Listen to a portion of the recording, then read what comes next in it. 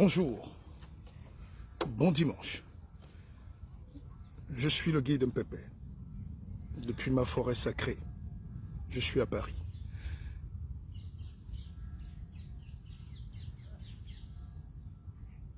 Soyons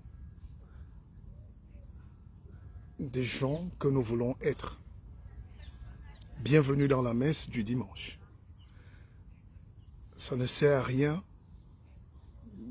de faire des théories philosophiques. Il faut incarner la valeur philosophique de ce qu'on veut être. Ça ne sert à rien de dire aux gens « je suis tel, je suis tel, je suis tel ». Soyons déjà. Je vais faire ceci. Faisons-le. Incarnons ce que nous portons comme valeur. C'est une messe formidable ce matin.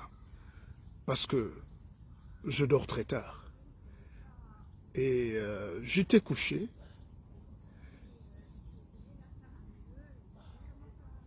J'ai une dame qui m'a envoyé un message. Le guide Mpépé. Mais où est la messe? Où est la messe? Il n'y a pas de messe aujourd'hui. Mais elle a écrit en anglais. Et moi, j'ai répondu aussi en anglais. Why don't you pay the dîme? Because you know that I'm the brother of Maître Dime. Maître Dime is a great lawyer. He's my brother. And we have to put the dîme. Mais en rigolant, je me suis rendu compte que non, c'était quelqu'un qui me suivait et puis je suis très fier. Les Juifs appellent ça le Sedaka. Nos frères Juifs. Donc quand un rabbin, quand une lumière, Élie, fait la messe tous les jours, parce qu'ils la font tous les jours et 3 fois par jour, il y a des gens spécialistes pour parler et encadrer le peuple. J'entends souvent dire qu'ils font cette messe, cette homélie, si vous voulez, pour telle personne.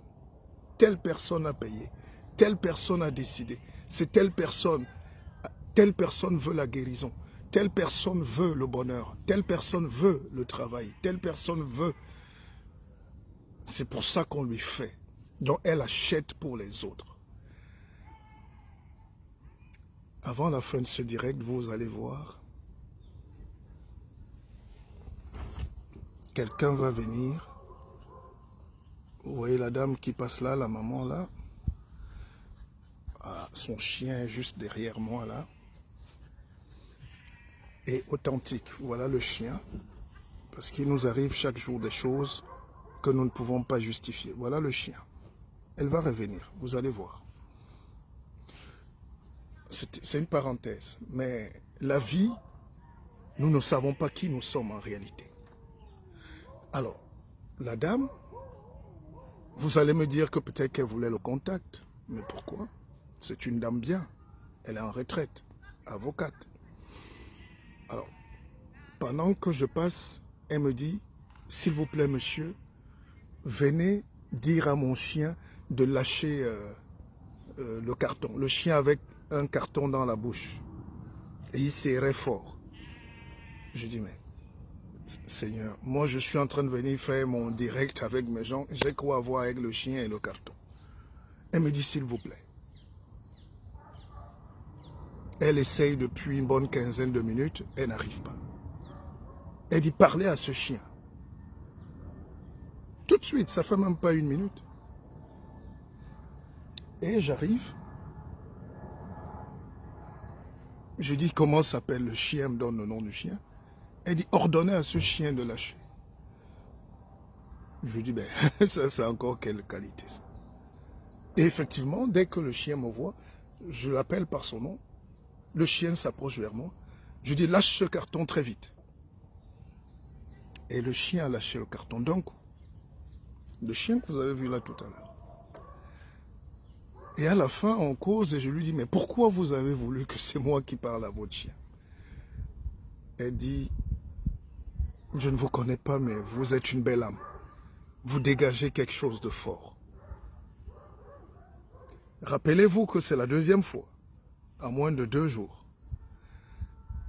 Ce n'est pas pour me donner de petits galons, on n'en a pas besoin, mais c'est pour vous dire que vous-même parfois vous ignorez la puissance que vous êtes.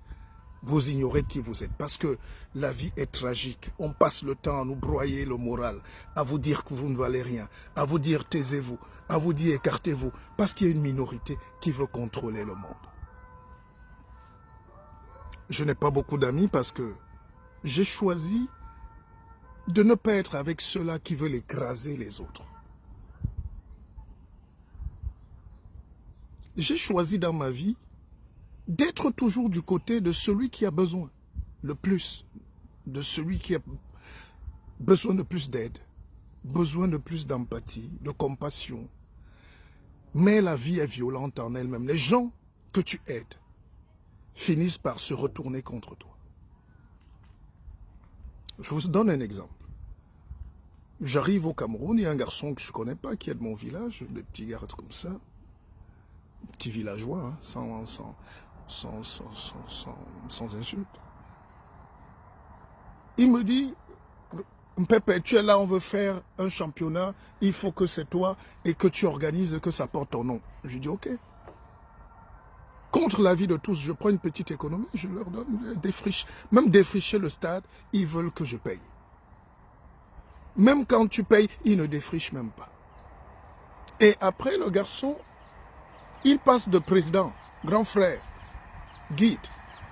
Juste parce que tu n'as pas fait ce qu'il voulait comme arnaque, esbrouf et incapacité, il se met maintenant à t'insulter, il te traite de tous les noms. Alors, donc l'humain est versatile. Ça, c'est encore des étrangers. Je peux vous dire quand même que même dans la propre famille, parfois,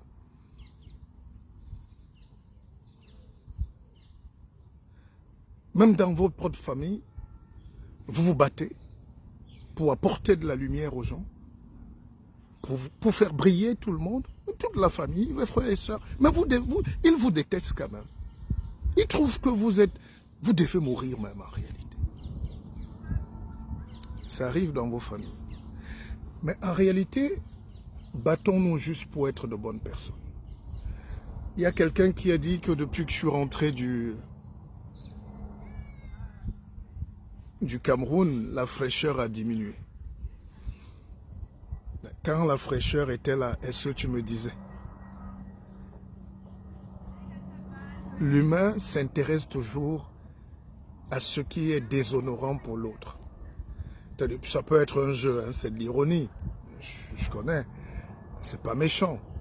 Mais vous regardez les enseignements que je suis en train de porter, quelqu'un lui dit que je ne suis plus beau. Mais c'est un premier choc de la journée. Premier choc de la journée. Quelqu'un vous agresse. Par les mots. C'est une agression. Ça veut dire que si vous êtes faible, vous pouvez vous suicider pour ça. Les gens se suicident. Aujourd'hui, avec le Covid, la perte du boulot, la perte d'amour, de repères, les guerres dans les familles, les guerres dans les couples, les gens se suicident pour une bouteille d'eau. Donc, quand vous dites à quelqu'un qui n'est plus beau, qui n'est pas frais, s'il est faible, ça affecte sa morale. Bonjour, installez-vous. C'est une belle causerie. Je suis heureux de vous dire quand même que soyez juste des bonnes personnes. Parce que la vie elle-même, elle est absurde. Personne ne maîtrise. Nous avons une seule certitude, c'est que nous allons mourir. Nous allons mourir.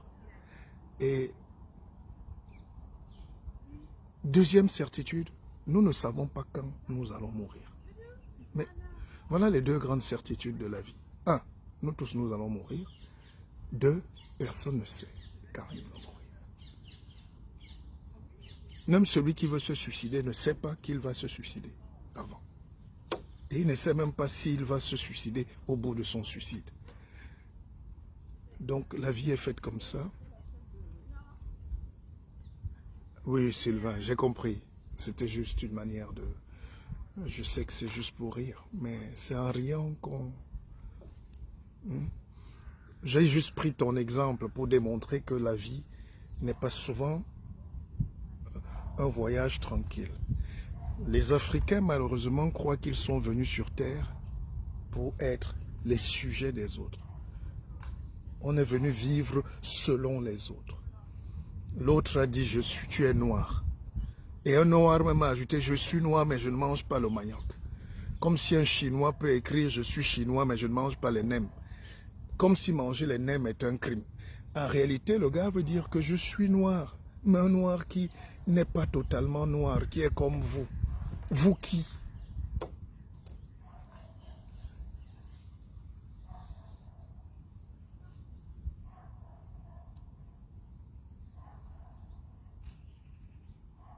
Vous qui? Donc,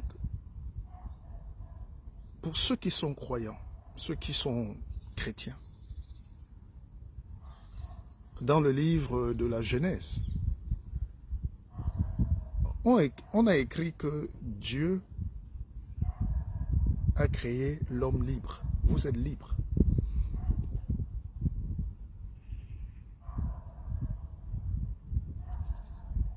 Mais pourquoi l'homme est alors esclave aujourd'hui?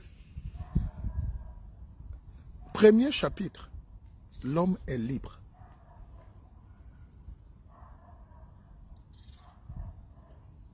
Pourquoi? Pourquoi vous êtes donc?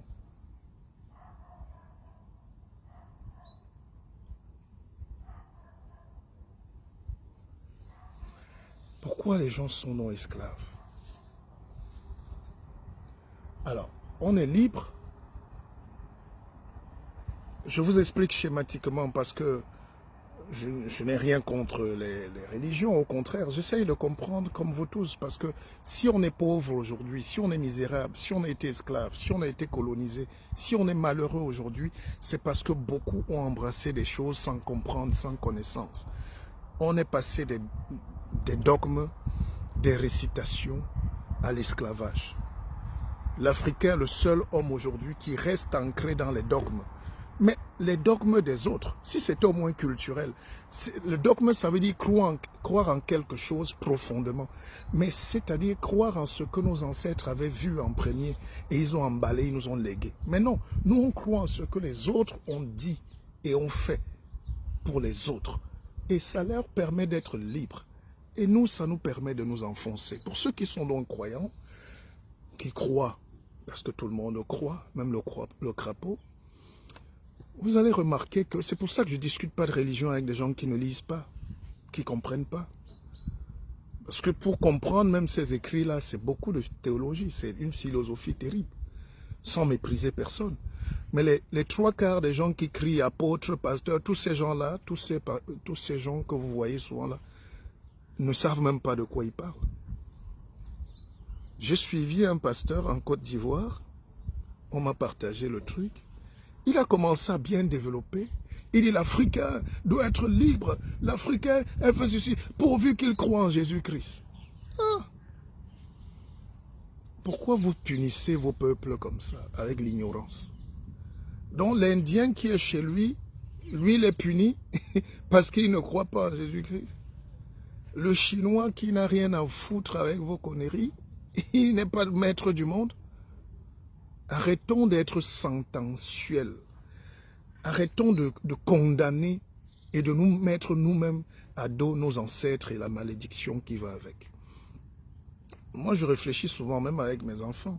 Je dis, bon, ok. Dieu nous a mis au paradis. Comme ça, le jardin d'Éden. Les fruits tombent, les pommes.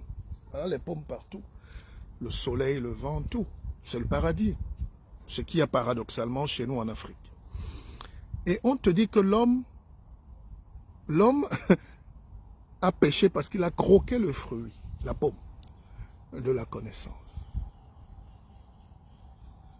La pomme de la connaissance. Donc, tu croques la pomme qui doit te libérer, la pomme ou le sexe. Je suis Adam, je ne sais pas. Je suis Ève ou tout ce que vous voulez. Et on vous punit, on vous envoie donc sur terre pour aller souffrir. Mais comment on vient alors sur terre pour souffrir? On vit, on accouche dans la douleur, on meurt, on se blesse, on ceci, mais on meurt et on retourne dans l'espoir de retourner encore au paradis, recroquer la pomme. Pour faire quoi là-bas? Donc mes chers frères et sœurs, avec un peu de réflexion, le temps évolue aussi, il ne faut pas condamner. L'intelligence, c'est par rapport à une époque. Il y a une intelligence universelle qui ne bouge pas. Mais il y a aussi une intelligence qui est dépassée.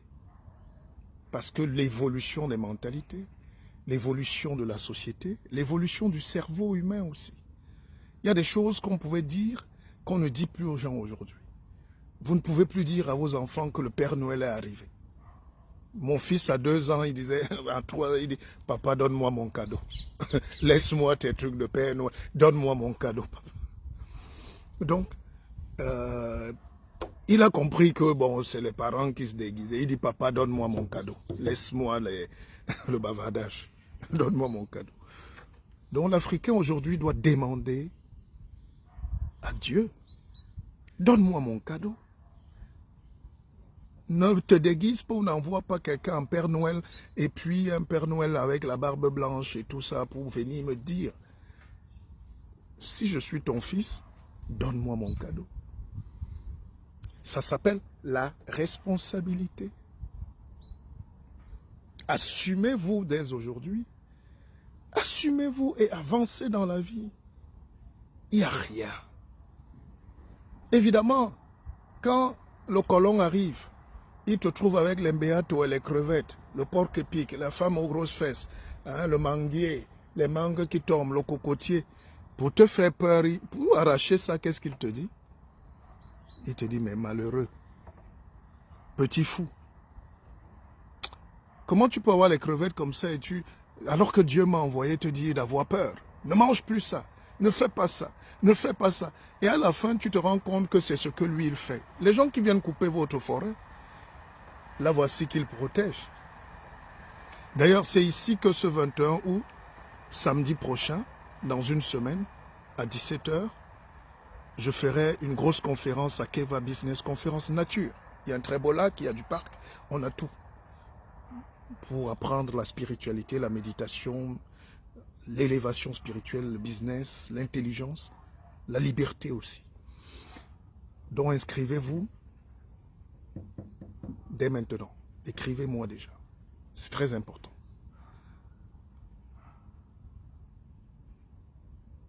L'homme est né pour s'adapter. Généralement, on fait des grosses conférences au Georges V, Plaza Athénée, tout ce que vous voulez, les grands salons de Paris.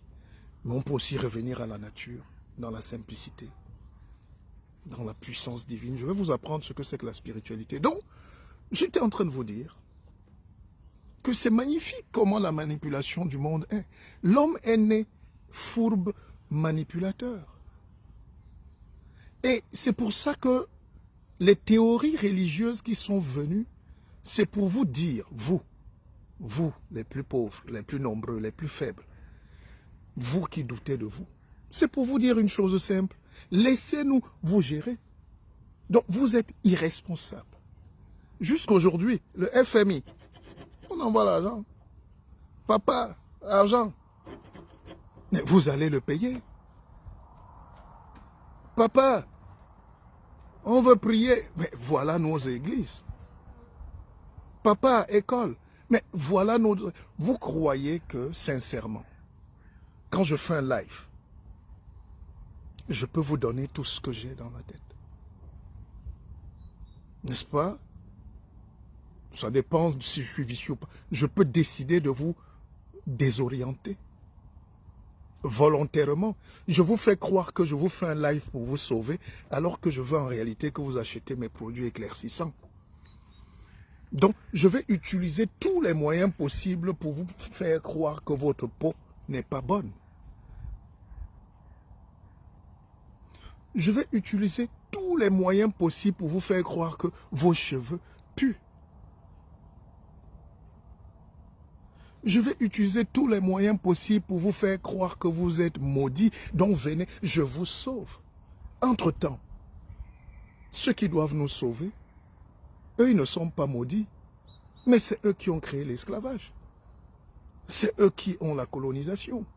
C'est eux qui ont l'argent. C'est eux qui fabriquent les armes. Vous vous tuez et eux viennent vous pardonner. Choisissez donc votre camp, chers frères et sœurs. Vous voulez être esclave ou maître? Une seule question. Vous voulez être esclave ou maître? Il n'y a que 2 camps. L'esclavage ne finira jamais. comme la vie continue, l'esclavage va continuer. Parce que là où il y a des hommes, il y a toujours domination, il y a prédation, il y a captation, il y a condamnation, il y a dépravation, il y a destitution, il y a délocalisation. J'explique souvent à mes étudiants des choses très simples, c'est-à-dire que regardez comment la pensée de l'esclavage est venue. L'esclavage qui est là depuis toujours, depuis que les hommes existent. C'était les Métèques, les Grecs, hein? Même les Français étaient esclaves. Les Gaulois, tous ces gens-là ont été esclaves. La Gaule était esclave. Quand on te tape, tu deviens esclave de quelqu'un. Donc arrêtez de vous faire battre. Tout le monde, blanc, noir comme jaune, si vous êtes faible, arrêtez de vous faire battre. Et ça s'appelle la responsabilité, l'espoir. C'est quand tu doutes en toi qu'on te tape. Moi, je me balade ici à 4 heures, 5 heures, 2 heures, je dors parfois en pleine forêt. Je suis confiant. Je ne suis pas surhumain, mais je suis confiant. Parce que je suis responsable de tout ce qui va m'arriver. En sortant de chez moi, je dis je suis responsable. Mais la plupart des Noirs ou des Arabes ou des Blancs, même pauvres, des Juifs, tout ça, la plupart des humains qui sont faibles, c'est ceux qui doutent.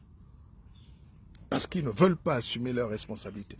Ah, si ça m'arrive, c'est que Dieu avait dit. Et là, on va revenir tout à l'heure, je ne veux pas compliquer le live, mais on va revenir tout à l'heure sur les notions de Freud, l'inconscient, sur les notions de Breton, André Breton, des drogués, des fous, des savants, mais des fous. Vous n'avez pas lu Nietzsche, vous n'avez pas lu Spinoza, vous n'avez pas lu Schopenhauer.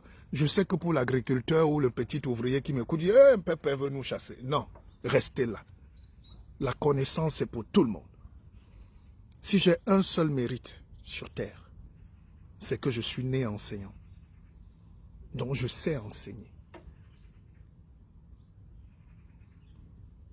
Quand je fais des conférences, même dans les plus grandes universités du monde, je sais enseigner.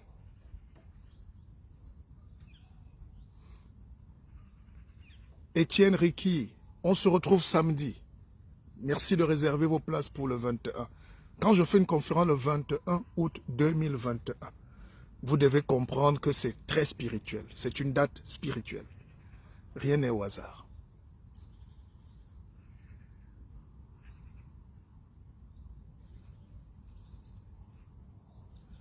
Alors, Guy Mellon, il y a des théories, mais comment forcer le peuple à suivre? Je vous ai dit que l'esclavage ne finira jamais. Il y a des peuples et il y a des gens qui sont destinés à être esclaves. Ce n'est pas une fatalité. On peut décider de ne pas subir. Et là, on commence donc à réfléchir. Mais si vous ne faites rien, vous allez être esclave de génération en génération. Regardez les réseaux sociaux aujourd'hui. Nous avons les mêmes moyens. Me voilà qui suis en direct dans le monde entier. Nous allons être suivis dans le monde entier. J'ai décidé de ne pas m'enfermer dans ma chambre ou dans ma chapelle. Quelqu'un me dit Samson Ikeng, citez aussi les auteurs de la littérature négro-africaine. Ces auteurs de la littérature négro-africaine, eux-mêmes ont lu qui? Ces auteurs de la littérature négro-africaine sont qui? Leurs travaux, c'est qui? Qui a validé leur thèse? Qui a signé leurs papiers? Évitez de vous enfermer dans la pensée. C'est pour ça que l'Afrique est pauvre aujourd'hui, parce qu'au lieu de voler l'intelligence des autres et de l'adapter pour évoluer, nous on prend plutôt ce qui nous rabaisse. Vous croyez que quand vous lisez un livre comme celui-ci, vous croyez que les idées là c'est blanc-noir? L'intelligence est universelle, monsieur. L'intelligence est pour tout le monde. Les auteurs négro-africains, je vais vous faire une confidence. La littérature, quand on cite les auteurs négro-africains, on cite seulement les papas pendant la colonisation. ou après. Mais il n'y a pas les nouveaux auteurs aujourd'hui. Quelqu'un m'a vu l'autre jour, il me dit, Pépé, je veux vous acheter tous vos livres.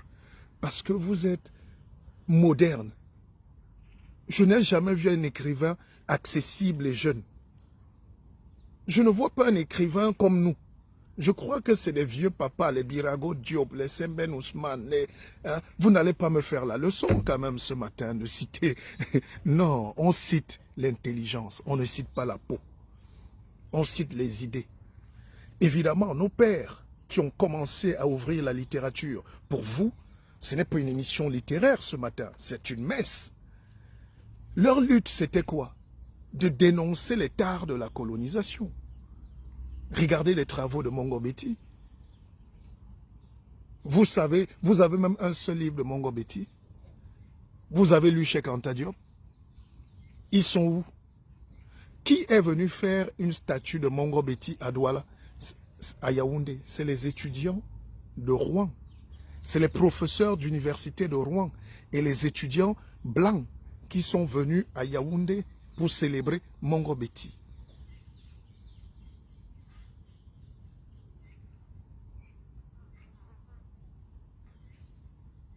C'est pour dire que laisser ce côté, c'est ce côté Afrique haineux, racialiste qui nous enterre dans la misère. J'ai un ami qui est aux États-Unis que j'apprécie. Il s'appelle Jordan Kavacha. Il est très intelligent. Il est arrivé aux États-Unis, 105 francs. Il a ouvert un garage Mercedes. Il représente Mercedes et les grandes marques. Il a ouvert un restaurant français. Le Camerounais a ouvert un restaurant français aux États-Unis. Il n'a pas mis restaurant camerounais parce que vous ne représentez rien à part manger le taro et les peaux de bête et les peaux de bœuf. Qu'est-ce que vous pouvez amener? Il a mis restaurant français en plein cœur de Washington. Je sais pas. Et il est en train de faire un chiffre d'affaires terrible parce que son restaurant est plein. Il a mis français, même s'il insulte parfois la France, mais il est en train de gagner des millions. Juste avec l'intelligence. Hier, j'ai commandé un menu chinois. Vous croyez que les Chinois se sont déplacés avec leurs produits chinois en France? Quand vous mangez les produits chinois, là, c'est le riz qui est là. Ils achètent ça là, à Barbès. La viande qui est là, le bœuf qui est là. Vous croyez que ça voyageait de Chine? La salade qu'ils emballent là, vous croyez qu'elle a pris l'avion? Non. Mais c'est le restaurant chinois. Qu'est-ce qu'ils nous vendent? Ils vendent la culture et l'intelligence. Et on achète cher. Un menu, c'est 50 €. Pour manger la salade et les pâtes de riz. Et tu trempes dans le vinaigre. Mais c'est chinois. Ils savent s'accrocher là-dessus. Ils achètent tout en France. C'est français, mais c'est chinois. Pareil comme les Français viennent aussi chez vous, ils portent le bois, ils taillent, ils vont, ils font. Et puis vous voyez les Suédois, ils font Ikea. Ikea, c'est les plus grands voleurs du monde. C'est Suédois. C'est les plus grands bandits du monde. Et vous voyez leurs meubles éco-responsables, sauvons la planète. Mais le bois qu'ils détruisent pour qu'ils nous vendent des meubles cassés là, c'est votre forêt qu'ils rasent. On ne met pas la bois d'Afrique. Détachez-vous de ces choses-là. Libérez la pensée. Je suis très déçu de voir une Afrique qui sombre dans l'ignorance de jour en jour. On a des savants, on a des milliardaires, on a des gens qui peuvent mettre de l'argent pour véhiculer ce message, créer des télés, des radios, des médias, des ceci, des compagnies d'avions, tout. Mais personne ne fait rien. On a quand même eu des Eto'o-fils dans le football africain. On a eu des Drogba. Les Milan n'avaient pas d'argent. Maintenant, une génération qui a des milliards. Mais qu'est-ce qu'ils font? Ils s'amusent avec des petites filles. Qu'est-ce qu'ils créent? Qu'est-ce qu'ils apportent? Aujourd'hui, on célèbre Messi. Comme un Messi à Paris. C'est des centaines de milliards. Son père, à la signature du contrat, a eu 15 millions. On dit, papa, ton bonus, tu es le père du Messie. Tu es le père de Jésus blanc. Le pape est argentin. Le meilleur joueur du monde est argentin. Et Messi, toute une délégation est venue. J'accuse pas nos sportifs, hein, je prends des exemples.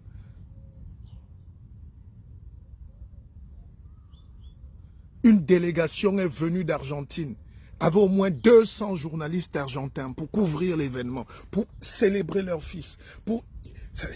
Et à Buenos Aires, on a bloqué partout parce que Messi entre à Paris. C'est l'amour, c'est Dieu, c'est la célébration. Mais les Noirs sont toujours là, c'est eux qui vont à l'église et le lendemain, nul n'est prophète chez soi. Parce que le prophète ne veut pas que personne brille, que quelqu'un d'autre brille dans son église. Vous êtes fous. J'ai vu des Argentins hier à Paris comme si c'était la fête nationale d'Argentine. Et Messi est une société.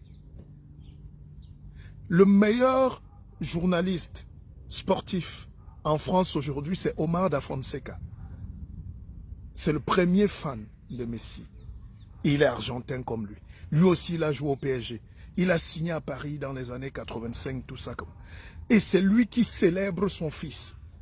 Il crie dans la salle, vous avez vu les images. Messi, Messi, Dieu nous a envoyé le Messi. Lui-même était un très grand joueur. Aujourd'hui, il est journaliste. Et il célèbre son petit frère. Ça existe chez nous. J'ai parlé de nos footballeurs, Adebayor, tous ces gars-là. Regardez comment ils sont combattus. Adebayor était même obligé de bloquer toute sa famille et de fuir. Parce qu'on voulait le tuer. C'est lui qui parle. L'amour nous manque. Donc quand quelqu'un vous dit déjà, nul n'est prophète, il se cache derrière ça pour être jaloux de vous. Fuyez-le. On est prophète chez soi. On est prophète chez soi. Apprenez à avoir des prophètes chez vous. Dans tous les domaines. Je me suis arrêté au football. Mais apprenez à identifier les prophètes chez vous. Dans la politique, Dieu envoie un Lumumba dans chaque peuple. Dieu envoie un Sankara à chaque peuple. Dieu envoie Che Guevara, Dieu envoie Castro, Dieu envoie... Le problème, c'est que à Cuba, on ne tue pas Castro. Ils identifient. Eux-mêmes comprennent que voilà le Messie. Messie. Voilà le Messie. Le noir est irresponsable. Puisque le maître lui a dit, n'accepte pas que ton frère soit Messie. N'accepte pas.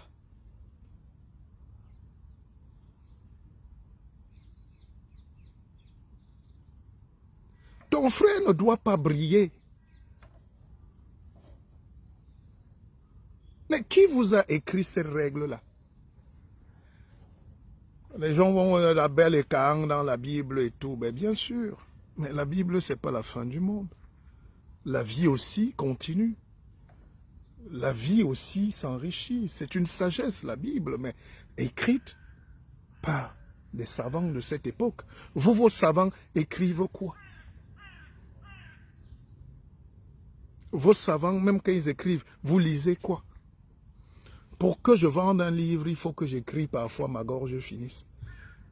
Et puis on m'appelle pour me dire les ventes aux États-Unis ont explosé.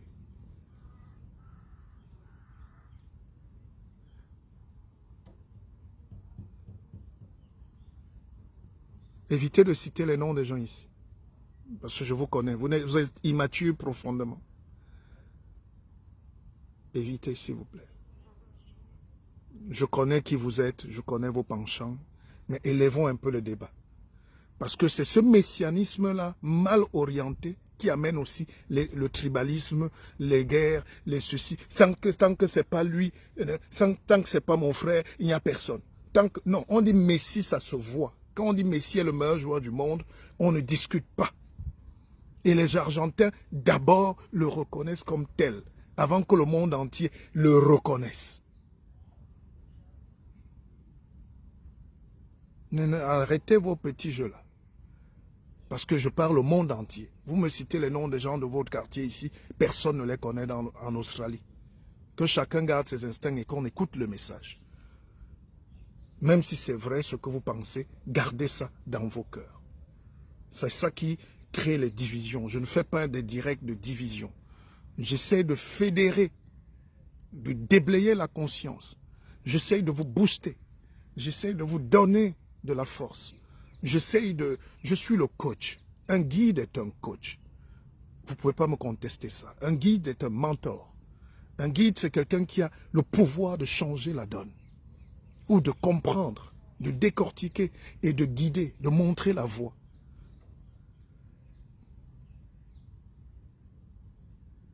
Vous imaginez si vous récupérez, chacun doit tirer le drap de son côté, je suis d'accord. Mais réfléchissons aussi pour le monde entier, pour tout le monde. Noir, blanc, jaune, petit, Bassa, Boulou, Mundang, Mousgoum. Il y a une situation qui se passe dans un pays d'Afrique.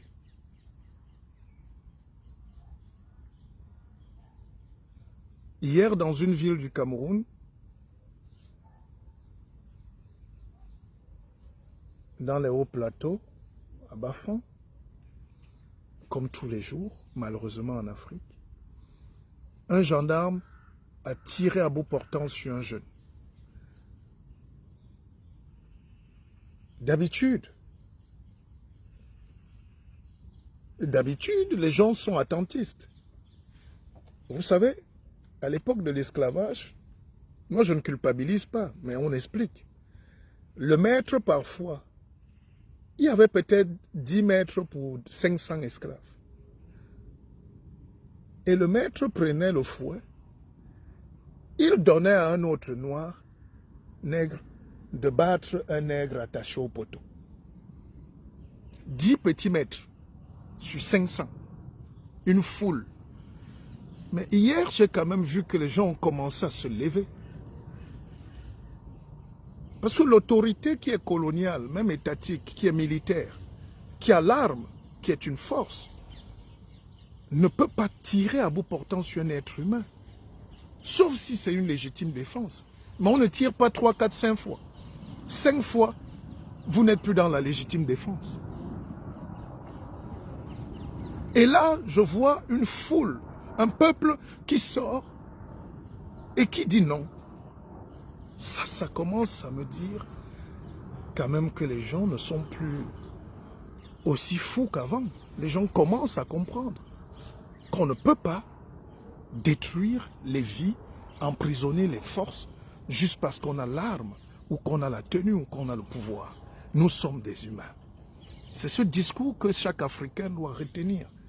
Il ne doit plus avoir d'esclavage en Mauritanie. Sous nos yeux, on regarde. On ne peut plus vendre les enfants au Togo comme des esclaves. On les amène au Gabon. Beaucoup d'enfants béninois sont au Gabon comme esclaves. Sont en Côte d'Ivoire comme esclaves. C'est nous-mêmes qui vendons.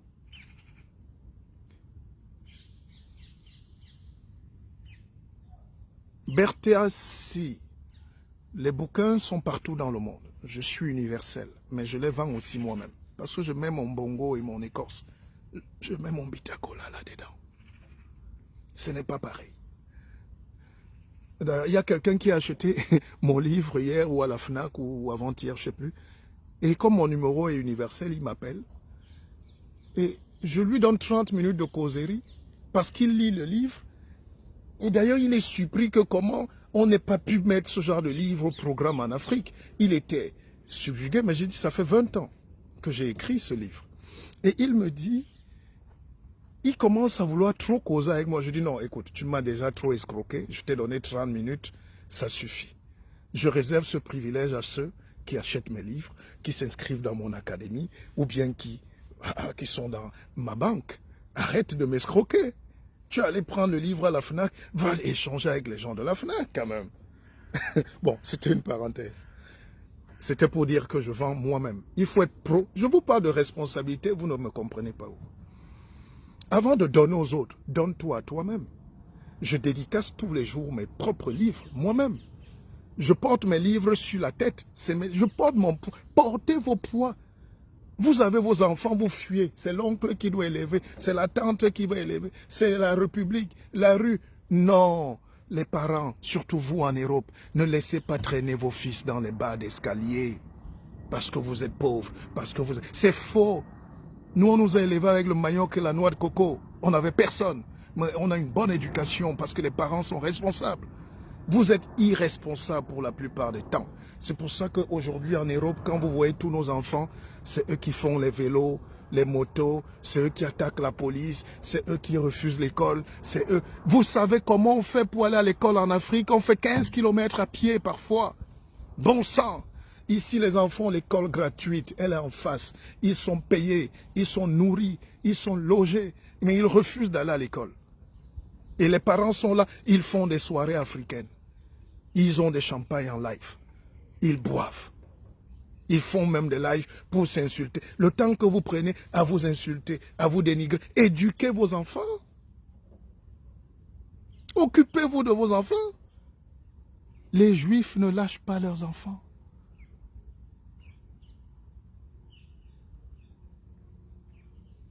Vous verrez très peu d'enfants juifs, qu'ils soient riches ou pauvres, dans les bas d'escalier. Très peu. Je vous dis ça aujourd'hui. J'encadre beaucoup de parents. J'ai des gens dans l'académie, des enfants, des papas juifs qui me donnent leurs enfants, ce qui est très difficile. Mais ces enfants-là sont les plus assidus. Quand je fais des formations, les enfants viennent à 8 heures, quand je commence à 9 heures. Les parents viennent les déposer. Mais nous, on cherche le Messie. On n'aime pas. On combat. Le noir est né pour combattre contre lui-même. Toute la vie. Toute la vie. Berthe Béa, je vous donne, écrivez-moi une box ou prenez mon numéro pour que ça soit facile. Je vous donne mon numéro tout de suite. C'est le 0 03 136 99 33 83 93. Partagez-le. Voilà une conférence que je fais grand public pour presque rien. Il faut que je me casse pour que tu dises à tes frères de venir, même écouter. Les gens n'ont pas le temps. Et la connaissance, c'est quoi? C'est l'addition du temps et de l'attention. Temps et attention. Dans tout ça, il y a temps. Il y a temps et attention. Si tu n'as pas le temps et tu n'es pas attentionné, tu n'auras jamais la connaissance. On peut te signer un papier, mais tu n'auras pas la connaissance. Et la connaissance, c'est la version supérieure de la sagesse. On est sage parce qu'on connaît.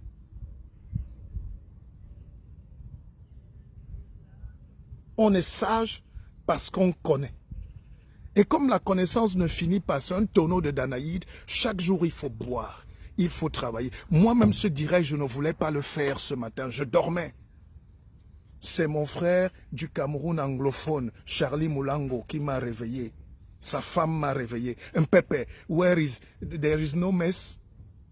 J'ai dit, you don't pay the dîme. Il m'a dit, no, I go pay. J'ai dit, ok, si c'est pour toi, je vais me laver ce matin, je vais venir faire la messe. Mais c'est grâce à Charlie que vous avez cette messe. Parce que parfois aussi on est découragé, on se dit, mais les gens veulent écouter autre chose. Les gens veulent lire, les gens veulent, danser, ils veulent boire leur verre. Pourquoi on les embête? Non, je ne culpabilise pas, je n'embête personne. Je n'embête personne. Et quand je critique, je ne critique pas méchamment, je critique pour donner des solutions. Je vous dis que j'ai écrit un livre il y a 20 ans. C'est aujourd'hui que quelqu'un l'achète et il me dit, mais prof, comment depuis 20 ans je n'étais pas au courant d'un truc comme ça? Je dis, mais quand l'élève est prêt, le maître arrive. 2, il était temps de notre rencontre. Chaque chose dans la vie est faite pour un temps. Vous savez, J'ai décidé d'acheter une trottinette. J'ai une Mercedes là, j'ai dit bon, je vais me débarrasser d'elle. Je veux les choses simples en plus. Plus le temps passe, plus je garde 2 chemises propres. Les chaussures, je vous ai dit la règle de 7, non? On recommence? Est-ce que vous me suivez? On n'a pas besoin de s'accrocher à tous ces biens-là. Je vous apprends la simplicité, s'il vous plaît. Si quelqu'un me voit et il ne confirme pas que je suis simple, c'est qu'il ne m'a pas vu. Si quelqu'un me voit, parce que la plupart des gens qui ont même mon petit niveau, même la moitié, ne saluent même pas les gens. Ils ne donnent même rien aux gens. Combien de fois nos milliardaires qui ont l'argent qui moisit dans les tiroirs, mais les gens meurent de soif, de famine, d'ignorance dans le quartier, dans le village. Ils ont l'argent entassé. Quand Dieu a fait l'erreur de me donner un peu, j'ai donné à tout le monde. Même si beaucoup régnent aujourd'hui. Vous savez, j'ai un petit frère qui m'a dit, un petit frère que j'adore, mais qui m'a profondément déçu. J'en parle même dans mon livre. Il m'a dit, tu n'as rien fait pour moi. Je lui ai posé une seule question. Si tu es en France, tu es venu de toi-même? Tu es venu à pied ici? Il n'a plus répondu. Et il a été très méchant. Il était très violent envers moi. Mais c'est la vie. Donc si tu n'as pas la connaissance, tout ce qui va t'arriver dans la vie sera comme une agression, comme un choc. Ça serait étonnant. Pourtant, la vie est inutile. Je vous parlais de la règle des 7. À partir d'aujourd'hui, faites un effort, ce n'est pas facile. Gardez 7 choses de chaque chose. 7 chemises, 7 t-shirts, 7 pantalons, 7 paires de chaussures. Maintenant, ça dépend. Pour les femmes, vous pouvez avoir 7 talons, 7 tennis, 7 mocassins. C'est parce que les femmes, il y a des domaines où elles n'appliqueront jamais. Je vous respecte. Les sous-vêtements aussi. Ayez 7 de chaque couleur pour les femmes. Parce que la règle des 7 ne s'applique pas. Ayez juste 7, 7, 7, 7. Habituez-vous à voir. Vous voyez, le nombre de vues, c'est 11, 11, 11. 1, 1, 1. Donc, habituez-vous dans la vie à avoir des rituels. Et le premier rituel de ce dimanche, je ne peux pas vous expliquer pourquoi, mais je vous dis quand même faites. Parce que nous sommes en live, il y a des choses qu'on ne dit pas. Si vous élevez trop la pensée, la spiritualité, d'autres peuvent dire que vous avez créé une secte. Alors qu'ils vont eux-mêmes tous les jours dans les églises de salopards, là, c'est des sectes. Mais c'est eux qui disent aux autres qu'ils sont sectaires. La connaissance, ce n'est pas la secte. La connaissance libère. Je ne suis pas pour les... Je suis pour tout le monde. J'ouvre l'intelligence. Quand c'est une secte, on ferme, on tire les rideaux noirs, on se cache. Quand c'est trop fort, quand c'est universel, quand c'est trop bien, on donne la lumière. Et cette lumière-là énerve les gens qui ne veulent pas que les autres se développent. Parce qu'il faut maintenir les gens dans la secte. C'est dans la secte qu'on met les rideaux, on ferme, on tire, on éteint les lumières. Dans l'université, on ouvre les portes du Panthéon. Donc je reprends la règle des 7. C'est le pépé qui vous parle, ça va vous sauver la vie. Et ceux qui ne comprennent pas peuvent m'écrire inbox, je peux expliquer. Mais faites déjà. Entrez dans votre armoire dès aujourd'hui. 7 chemises, 7 t-shirts, 7 pantalons, 7 costumes, 7. Encore qu'il y a d'autres qui n'arrivent pas à avoir même 2. Mais vous avez déjà plus. Mais gardez 7. Quand vous allez faire ce quotient-là, vous allez voir quelque chose va changer dans votre vie. Alors donc, je voulais me débarrasser de cette Mercedes et puis je constate juste que quand l'Européen vient, quand il m'appelle, il veut voir la voiture,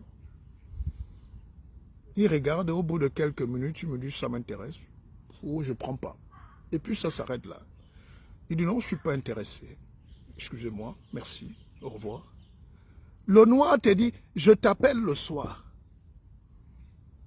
Ils n'ont jamais l'argent. Le noir te dit, non, je vais chercher là, je t'appelle. Il te laisse là, il ne vient plus. Il ne t'appelle même plus.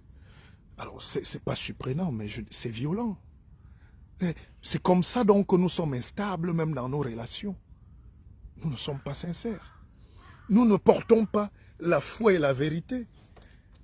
Nous qui avons créé la vie, pourquoi nous nous disons... Regardez même dans les familles, personne ne dit la vérité dans les familles. Même les parents. Vous avez toujours une maman là qui ne dit jamais rien de vrai. Quand l'autre fils appelle, elle dit c'est toi mon préféré. Quand l'autre appelle, c'est toi mon préféré. Quand l'autre appelle, et elle cogne les têtes. Et je vous prends souvent l'exemple de ma grand-mère qui était, on l'appelait commissaire parce elle excellait dans cet exercice. Et David Moni Matama, mon fils. Bonjour petit fiston. Alors, ma grand-mère était une femme, très tôt le matin, on lui servait déjà la chaise. Elle était formidable. Elle était carteronne. Hein? Non, ne me voyez pas noir. Hein? J'ai beaucoup de blancs dans ma famille. Mes enfants déjà. Mais j'ai beaucoup de... Mon père était totalement carteron. Ma grand-mère était métisse. Des deux côtés même. Alors donc... Et mon grand-père était très très noir. On dit de lui, on dit que je suis la réincarnation, non, de ce grand pasteur, de ce grand catéchiste. S'il y avait Internet aujourd'hui, c'est que tout le monde dit que mon grand-père était un génie. Il parlait 28 langues du Cameroun. 28. 28. Donc quand il faisait la messe le dimanche, les gens venaient de partout. Parce qu'il parlait, il avait un mot pour chaque tribu, ou clan, ou ce que vous voulez. Donc il était fédérateur. Alors, donc ma grand-mère excellait dans cet exercice où elle avait une surcharge. Hein. Ma grand-mère pesait plus de 100 kilos. Mais on lui sortait sa grosse chaise. Elle était assise là. Et toute la journée, c'était pour véhiculer un petit venin. Peut-être, elle avait plus de 10 enfants. Donc, c'était pour montrer qu'elle aime ses enfants. Mais en réalité, avec le recul, c'était de la haute politique. Et comme j'étais issu... Comme on avait assez de moyens, ma grand-mère savait qui a les intérêts. Donc, quand elle voit mon père passer, qui est l'aîné, elle lui dit, Assam, tu ne vois pas que tes petits frères là vont t'arracher le pouvoir? C'est toi, qui est le chef ici? C'est toi, non? Allez, je veux te voir. Et mon père partait. Et dès que le petit frère de mon père passait, il disait, toi, viens ici. Comment tu peux laisser Sam gérer tout comme si vous n'existez pas? Et c'est comme ça qu'elle gérait tout ça. Et au final, c'est elle-même qui gardait son pouvoir. Parce qu'il y avait toujours un problème et c'est elle qui venait résoudre. Et c'est une leçon de science politique. C'est pour ça que nous, aujourd'hui, en politique, on peut rigoler. Mais il faut vivre ça. Plus il y a les moyens, dans les familles où il n'y a pas d'intérêt, parfois les gens ont des petits sourires. Mais les familles où il y a du matériel, où il y a de l'héritage, où il y a l'argent, où il y a de la fortune, où il y a des choses, où il y a du capital, la guerre commence. Et si on n'a pas la structure mentale, c'est pour ça que regardez tous nos riches aujourd'hui en Afrique. Dès qu'ils meurent, les enfants finissent en prison, au tribunal, ou ceci, ou cela, ou empoisonnement, ou meurtre. Et les biens s'arrêtent. Vous avez des exemples sur le net. Il n'y a aucun riche en Afrique qui a géré sa succession. Mais regardez en face, il y a encore les Renault, il y a les Peugeot, il y a les Mercedes, il y a les Carrefour, il y a les Pinot, il y a les LVMH, les Louis Vuitton. Ils ne sont pas vivants, les Vuitton. Mais leurs arrière-petits-fils sont là. La société grandit. Ça veut dire qu'il y a un manque de culture de la transmission. C'est pour ça que je vous ai défini l'autre jour le savoir en 3 étapes. 1, la pensée. Aucun prof ne peut vous donner ça. Je dis aucun. Surtout les profs comme moi, là, les noirs, là. Ils sont méchants. Ils sont méchants. L'Africain n'est pas honnête envers lui-même. Sinon, on ne peut pas justifier qu'on ait du savoir et qu'on ne le donne pas. Même gratuitement. Ce que je fais là est gratuit. Mais permettez donc que je vende mes livres après. Permettez aussi que je fasse mes conférences. Et c'est là où on vous attend aussi nombreux. Vous ne venez même pas. Mais oui, il faut apprendre la culture de la transmission. On n'apprend pas l'intelligence à un peuple. On apprend à un peuple à codifier les techniques de transmission du savoir. Je vais vous prendre un exemple. Terre à terre. La devise française, c'est quoi? liberté, égalité, fraternité. Vous croyez qu'ils ont inventé ça? Ça vient de la Révolution de 1789. Mais vous croyez que c'est aussi la Révolution? Non, c'est les penseurs, les Diderot, les Montesquieu qui ont écrit. Les Montaigne. N'est-ce pas? Après ça, ils ont aussi pris où? Dans la Bible. On triche toujours. Tous les peuples, chaque génération a une intelligence. Dans la Bible aussi, les gens de la Genèse vous disent les 10 commandements. Tu ne tueras point, tu ne battras point, ne convoiteras point la femme du voisin, tu ne feras, tu ne. C'est les 10 commandements. Ça, l'Africain, lui, s'arrête là. Il ne veut pas réfléchir qu'avant les 10 commandements, dans sa propre culture, dans toutes nos langues, en Égypte déjà, il y avait déjà la maths. En Afrique du Sud, il y a ce qu'on appelle l'Ubuntu. Nous, les Bantous, Ubuntu. C'était la charte de conduite de l'homme. La charte du Mandé au Mali, en 1100. Donc, depuis toujours, les hommes ont régi la société par l'intelligence, les règles. Oh, mais c'est qui ce monsieur-là? Mais pourquoi il vient m'attaquer? Pardon? Pourquoi il venait vers moi? Non, parce qu'il y a un chien, non? Il n'y a pas de chien? Si, mais bon, lui, il venait quand même en... Ah oui, non, mais toujours, il fait ça. Il n'est pas méchant. Ah, ben oui. Ben. Mais vous avez un chien, non? Si. Vous avez un chien? Vous n'avez pas de chien? Non, j'ai pas de chien ici sur bon, moi. bah, il a cru que c'était un chien ou un truc comme ça. Ah, ben, parfois, Vous hein. avez un chien quelque part. Mais il a beaucoup d'énergie, lui. Ah bah, il a 4 ans, c'est normal. Ah oui, ben... Mais il n'est pas méchant. C'est un ours, c'est... Enfin, pardon. C'est quelle race? C'est peu mélangé. Il y a du berger allemand et autre chose. Ah oui, parce que c'est... dis donc. Non, mais c'est vrai qu'il fait peur comme ça, mais il n'est pas méchant. Ouais, ça va. Je le connais. J'en suis responsable. Allez, bonne journée. Allez, merci, de rien.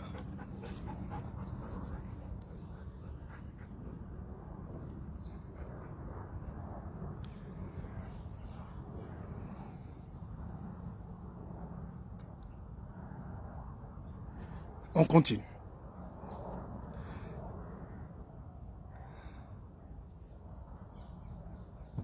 Il faut être prudent. La vie, il faut toujours être prudent. Toujours sur ses gardes. Le chien qui pèse une centaine de kilos, pendant que je suis en train de parler, est lâché par son maître et le chien vient en aboyant, en signe d'agressivité.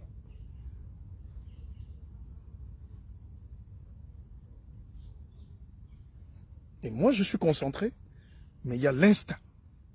Et ça vient juste au moment où je vous parle de la puissance de l'intelligence.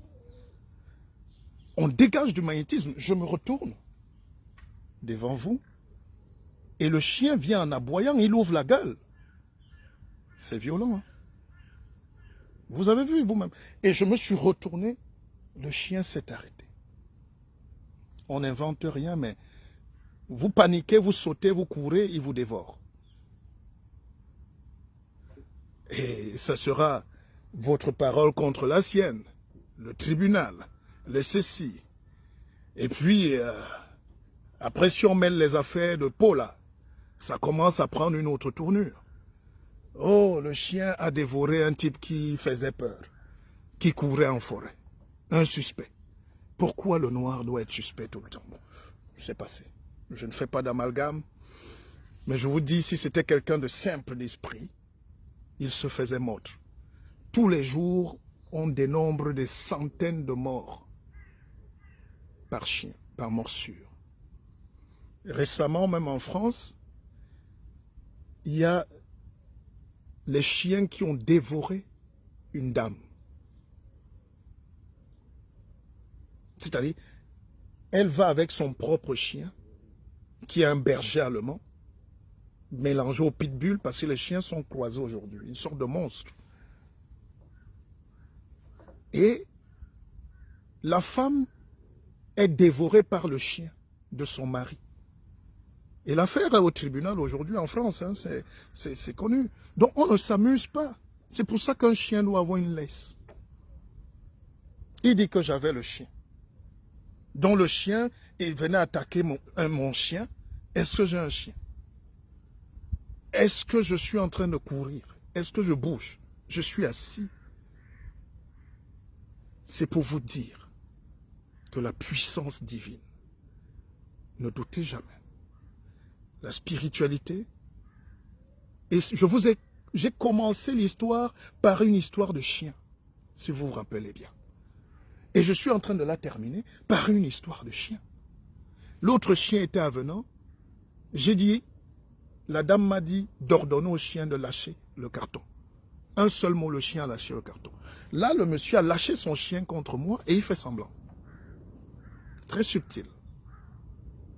Un chien normal ne peut pas aller attaquer quelqu'un pour rien.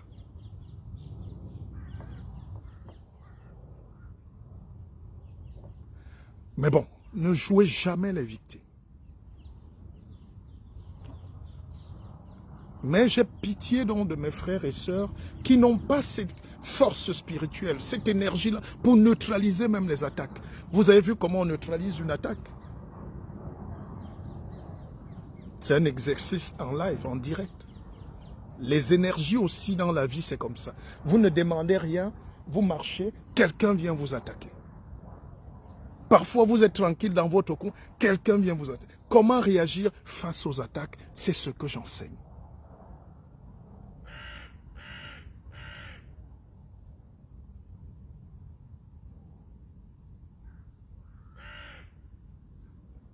C'est ça.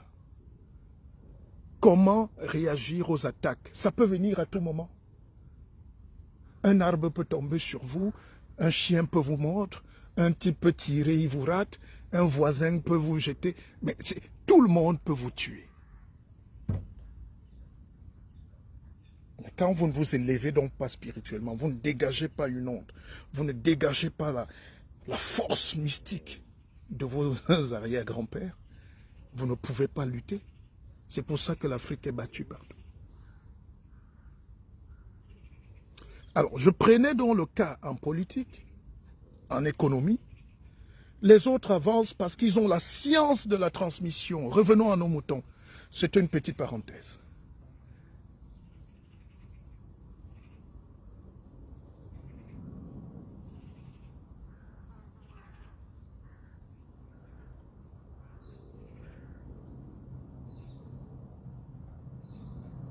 Oui, mais quand on vous dit de méditer, c'est d'apprendre à rester zen et calme.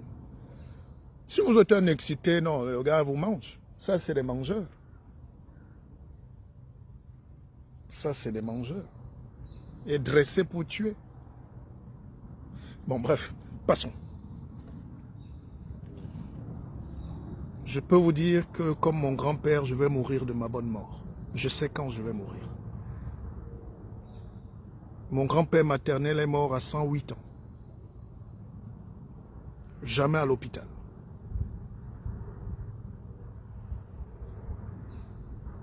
Vers la fin de sa vie, il était aveugle. Enfin, il a perdu la vue. Mais il reconnaissait tout le monde. Jusqu'aujourd'hui, je n'ai jamais cru qu'il avait perdu la vue parce que dès que tu entrais dans sa pièce, il te donnait ton nom. Dès que tu ouvrais sa porte, il disait qui tu es. Ça se travaille. Alors, j'étais en train de dire que nous avons un problème. Ce n'est pas nos diplômes. Ne venez plus ici exposer nos diplômes ou vos parcours. Chacun a sa vie. Même celui qui a le CP, c'est un diplôme, c'est un parcours. CV, ça veut dire parcours de vie. Kurukurum vitae. Tout le monde a un CV. Donc, plus il est long, parfois plus c'est pour les fous. Hein? Plus il est même court, ça veut dire que tu as beaucoup de choses à apprendre, dont tu veux évoluer. Alors, donc, j'étais en train de vous dire que le drame aujourd'hui en Afrique, c'est les transmissions. Les Blancs le savent. Et c'est pour ça qu'ils ne peuvent pas vous apprendre cette science. C'est une science. Dans toutes nos universités, on apprend tout, le latin, le grec, tout ce que vous voulez, les mathématiques, tout. Mais on ne nous apprend pas la science fondamentale. On ne nous apprend pas la science appliquée. C'est pour ça qu'on est pauvre. On ne nous apprend pas la logique. C'est pour ça que la littérature, c'est Dieu en réalité qui parle en nous. La Bible, c'est Dieu, non? Vous-même, vous dites ça, vous les Noirs. Là. Mais qui a écrit la Bible? C'est des gens comme vous et moi. Mais qui étaient des... Dieu parle en toi pour écrire pour ton peuple, pour libérer, parce que la parole seule ne suffit pas. Les paroles s'envolent, les aigris restent. Les écrits et les aigris restent. C'est quand tu as écrit que tes arrière-petits-fils commencent à suivre la règle. On suit la règle. On suit. Les Européens peuvent être fous, ils ne vont même pas à l'école aujourd'hui. C'est les Asiatiques qui travaillent. Mais les Européens dorment, ils vont en vacances. Parce que leurs arrière-grands-parents ont tracé la route. Ils ont défini la route. La transmission est là. Quand vous avez déjà défini, les choses vont comme sur les rails. Vous pouvez dormir. Mais quand vos parents n'ont pas tracé la route, chacun vient de son côté. C'est-à-dire... c'est le domo-domo, c'est le tchoucage de fémur par-ci, par-là. J'aime bien cette expression, je ne sais pas qui sort ça. Hein, les jeunes là sont très créatifs. Quelqu'un fait un live, il met tchoucage de fémur. Tu dis, mais dis donc, quelle violence. Ça, c'est les mots que nous, on avait quand on était petits. Mais comment on vieillit à la barbe là, tu vois encore, quelqu'un écrit son live, titre du live, tchoucage de fémur. Donc, tchoucage d'une biongo. Tu dis, mais c'est pas possible ça. Hein? Donc, pour revenir à l'essentiel, c'est que la transmission ne peut pas être enseignée en Afrique. Les colons pouvaient tout vous donner sauf la science de la transmission. Et la science de la transmission vient avec des gens qui ont pensé ça. Voilà 3 étages. Vous pouvez le noter. Et pour ceux qui seront là à la conférence du 21, donc samedi prochain, à 17 h, je vais encore vous donner la philosophie en comprimé. Je vais vous donner des trucs. Alors, 1, il y a la pensée. Il faut l'emballer. Sinon, on est irresponsable. Si le chien là me mord, il n'est pas responsable. Pourquoi quand le noir aussi fait cette chose, on dit non, laissez-le, il n'est pas responsable. Donc tu es un chien. On nous réduit à l'étape animale. Les gens ne veulent pas qu'on avance. C'est pour ça qu'ils déresponsabilisent le noir. N'est-ce pas?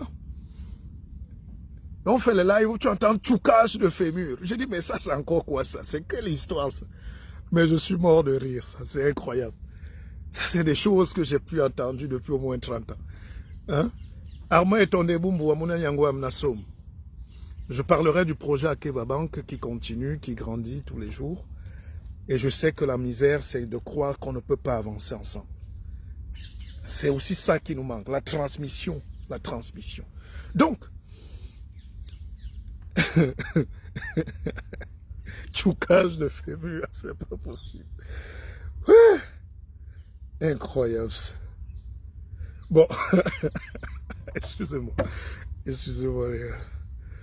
Détendons-nous ce dimanche, mais là c'est trop fort. Ah, le guide est souvent très sérieux.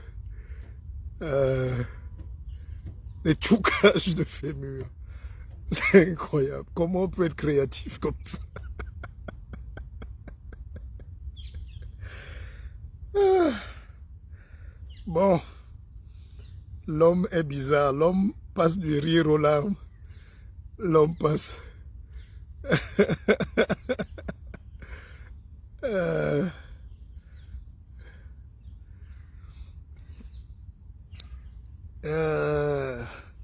Je ne suis pas d'accord avec toi, Guide. Twins. Mais Twins. Mais il faut venir à la conférence, je vais t'expliquer. Tu as le droit de ne pas être d'accord. Mais en réalité, nous sommes d'accord. Hein? Nous sommes d'accord pour être en désaccord. C'est ça les Africains. Mais on peut aussi être d'accord pour être d'accord. Moi, je suis d'accord avec toi. Parce que tu viens de dire un truc qui est important. C'est que on avait la transmission, mais elle a été détruite. Mais évidemment, quand tu trouves une colonne, de fourmis, enlève juste un seul fourmi et puis tu gâtes. la colonne. Mais c'est ce que les autres font. Quand ils mettent leur novella dans nos têtes, ils gâtent la colonne de la transmission. Quand ils mettent le film là, c'est pour détruire la transmission. Quand ils mettent le Coca-Cola, c'est pour détruire la transmission. Tout ce que l'autre fait dans la vie, c'est pour casser ta lignée. Bon, si j'ai des frères africains là, vous savez, dans la tradition, les Bassa appellent le Ndap. Ndap. Le Ndap. N'est-ce pas? Vous allez aussi chez mes frères, chez mes beaux-frères bagantais, on dit Ndap. C'est ton origine, tes éloges. Tu viens, ta souche. C'est ça. Donc, ne parlons pas, c'est des sujets très compliqués, on ne va pas perdre le temps là-dessus, ma chère Twins. Mais c'était juste pour vous dire que c'est une science. Ça s'appelle la phénoménologie en réalité. Mais en réalité, dire déjà que la science de la transmission, ça veut dire c'est une science qui doit être appliquée. Mais on n'applique pas. Tout le monde connaît. Aujourd'hui, tu ne peux pas enseigner grand-chose aux gens. Sauf si tu es très fort, comme les nous. Hein? Parce que tout le monde croit connaître. Tout le monde aujourd'hui fait les lives. Tout le monde dit ce qu'il veut. Tout le monde, c'est-à-dire chacun danse comme il peut. Hein? C'est une sorte de pingis intellectuel. Hein? C'est un pingis. Mais je vous dis ça tout le temps, l'Africain ne sait pas identifier le maître et le grand maître. Dans la forêt, il y a les Ouistiti, il y a les bonobos, il y a les mbindako, il y a les macaques, il y a tout. Et il y a le grand singe, il y a le gorille, le patron des gorilles. On l'appelle souvent dos argenté. Hein? Ça n'a rien à voir avec coco argenté, mais c'est dos argenté. C'est le singe des singes. Et puis au-delà même, parce que le singe, le grand gorille, c'est lui qui commande. Mais il va aussi se référer au vieux gorille. Lui ne combat plus, il n'a même plus de dents, mais il est au sommet. Il dort, il réfléchit pour le clan. Et ça, c'est ce qu'on n'apprend pas.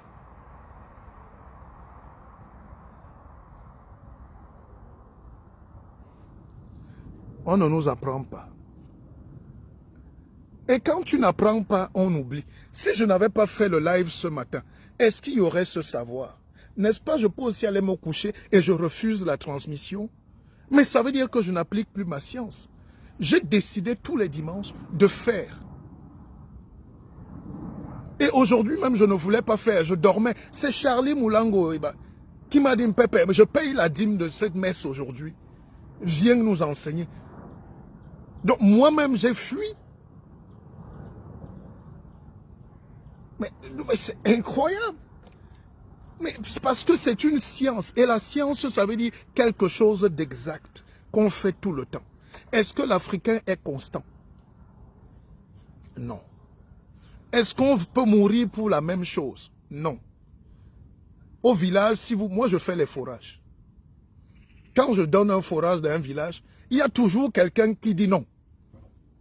Je veux organiser un championnat dans mon village pendant les vacances. Il y a des gens qui se sont réunis pour dire pourquoi. Après, tu vas filmer pour aller montrer à tes blancs là-bas. Donc, il y a quelqu'un qui est toujours opposé à un projet commun en Afrique. Projet de société, projet politique, projet spirituel, projet... C'est pour ça qu'en Afrique, il y a 1000 églises réveillées, 1000 églises endormies, 1000 chapelles, 5000 partis politiques. Je vous prends des pays où il y a 500 partis politiques. Alors, quand vous avez 500 partis politiques, et vous avez 500 églises, vous avez donc 500 manières absurdes de voir le monde. Ce n'est pas possible. Parce qu'on ne respecte plus le grand singe. Le Ouistiti vient aussi mettre sa bouche là dans le live. Hein? Le macaque aussi crie là-bas. Chacun fait... Ça devient le Capharnaüm, un vacarme. Ça devient du prêchi-prêcha soporifique. Ça devient de la salade russe. Très difficile à avaler. C'est pour ça qu'il n'y a pas de révolution. Alors, je disais donc que l'héritage même politique, les gens ne peuvent pas être d'accord. Or, à un moment, il faut quand même être d'accord pour avancer. On peut ne pas être d'accord sur les petites choses, les divergences de points de vue. Mais on ne peut pas discuter du bienfait de l'eau, du bienfait de la démocratie, du bienfait de la lumière, du bienfait de l'éducation. Et c'est là où nous échouons, parce que dès que tu commences à vouloir éduquer les gens, on dit, il veut nous montrer même quoi. Laisse-nous comme ça. Dès que tu veux donner la lumière aux gens, laisse-nous dans notre obscurité. Nous préférons la bougie. Vous savez, dans mon village, quand j'étais plus jeune, Dieu seul sait que dans mon village, il y a la mer à côté, il y a même 3-4 fleuves. Il y a le Nyong, la Sanaga, la Kwakwa. Donc 3 grands fleuves. Et il y a la mer. Et j'étais étonné qu'on attendait toujours Roméo Kamwa, mais tu dois passer me voir, tu dois passer voir le guide ou pas? C'est pas aujourd'hui? Alors j'étais étonné que dans le village, les gens attendaient quelqu'un qui venait de la ville avec le maquereau congelé. Toutes les femmes attendaient le maquereau congelé.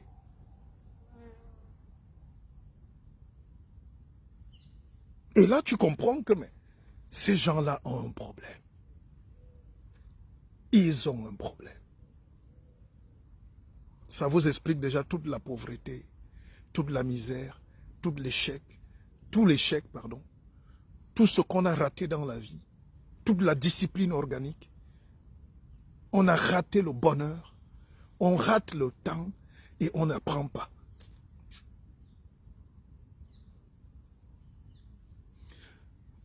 J'étais donc en train de dire, est-ce que vous croyez que dans notre vie, on a besoin que les gens écrivent là-bas, chez eux, les 10 commandements pour nous gouverner, nous-mêmes, chez nous?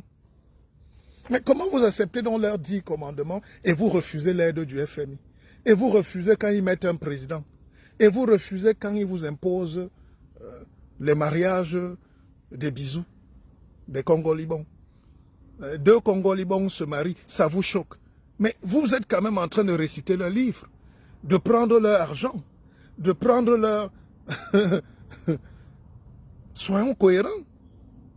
Soit tu dis non à certaines choses pour dire non à tout ce qui va suivre et tu t'assumes toi-même, soit tu commences à accepter tout. Ça s'appelle la déresponsabilisation. On a appris à l'homme nègre à être irresponsable, profondément irresponsable. Beaucoup d'enfants ici ont grandi seuls au quartier. Mais aujourd'hui, ils envoient même l'argent à leur famille. Alors qu'ils ont grandi dans la rue. Mais comment quelqu'un te donne l'aide et tu refuses qu'il déshabille ta femme? Mais c'est pas possible. Tu as ta maison. Le voisin rationne chez toi. Il envoie les kilos de viande et tu manges, tu souris. Le jour où il monte le string de ta femme, la bagarre va commencer. Non, tu n'as pas le droit de bagarrer, monsieur. Tu n'as pas le droit de bagarrer. Parce que tu as été battu par ton irresponsabilité. Et je tire cette leçon de mon père qui me disait toujours, allons rester au village. Allons manger les noix de coco, même avec l'huile de palme. Même quand vous avez faim, n'allez jamais manger chez les voisins. N'allez jamais.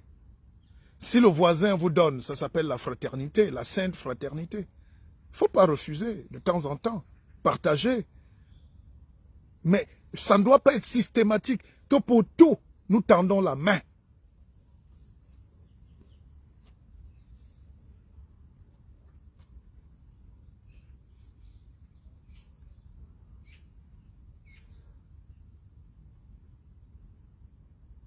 Vous croyez que... mais il faut tendre la main quand c'est une question de vie ou de mort. Quand la France était annexée, De Gaulle est allé chercher de l'aide sur une pirogue. Il est allé en Angleterre voir Churchill.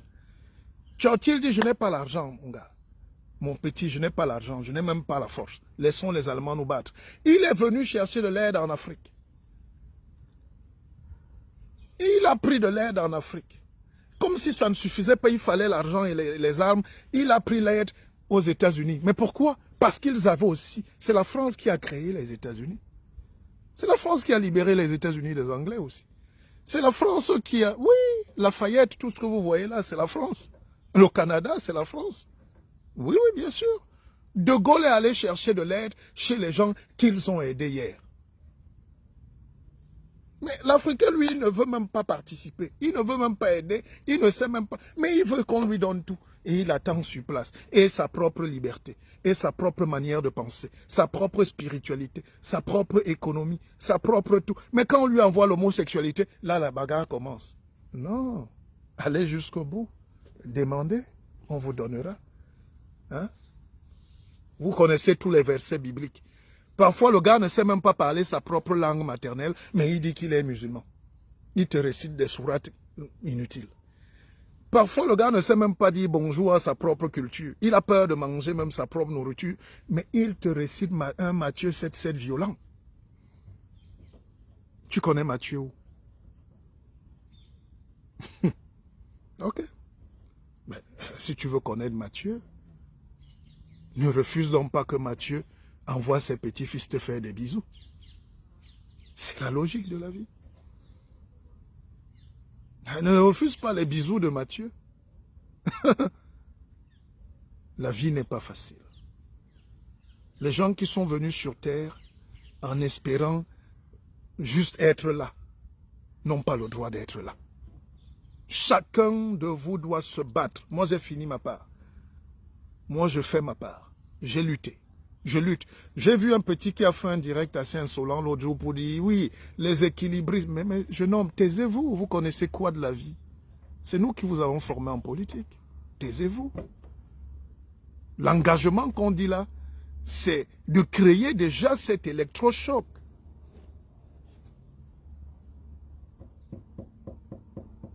L'engagement qu'on dit là, c'est créer ce sentiment.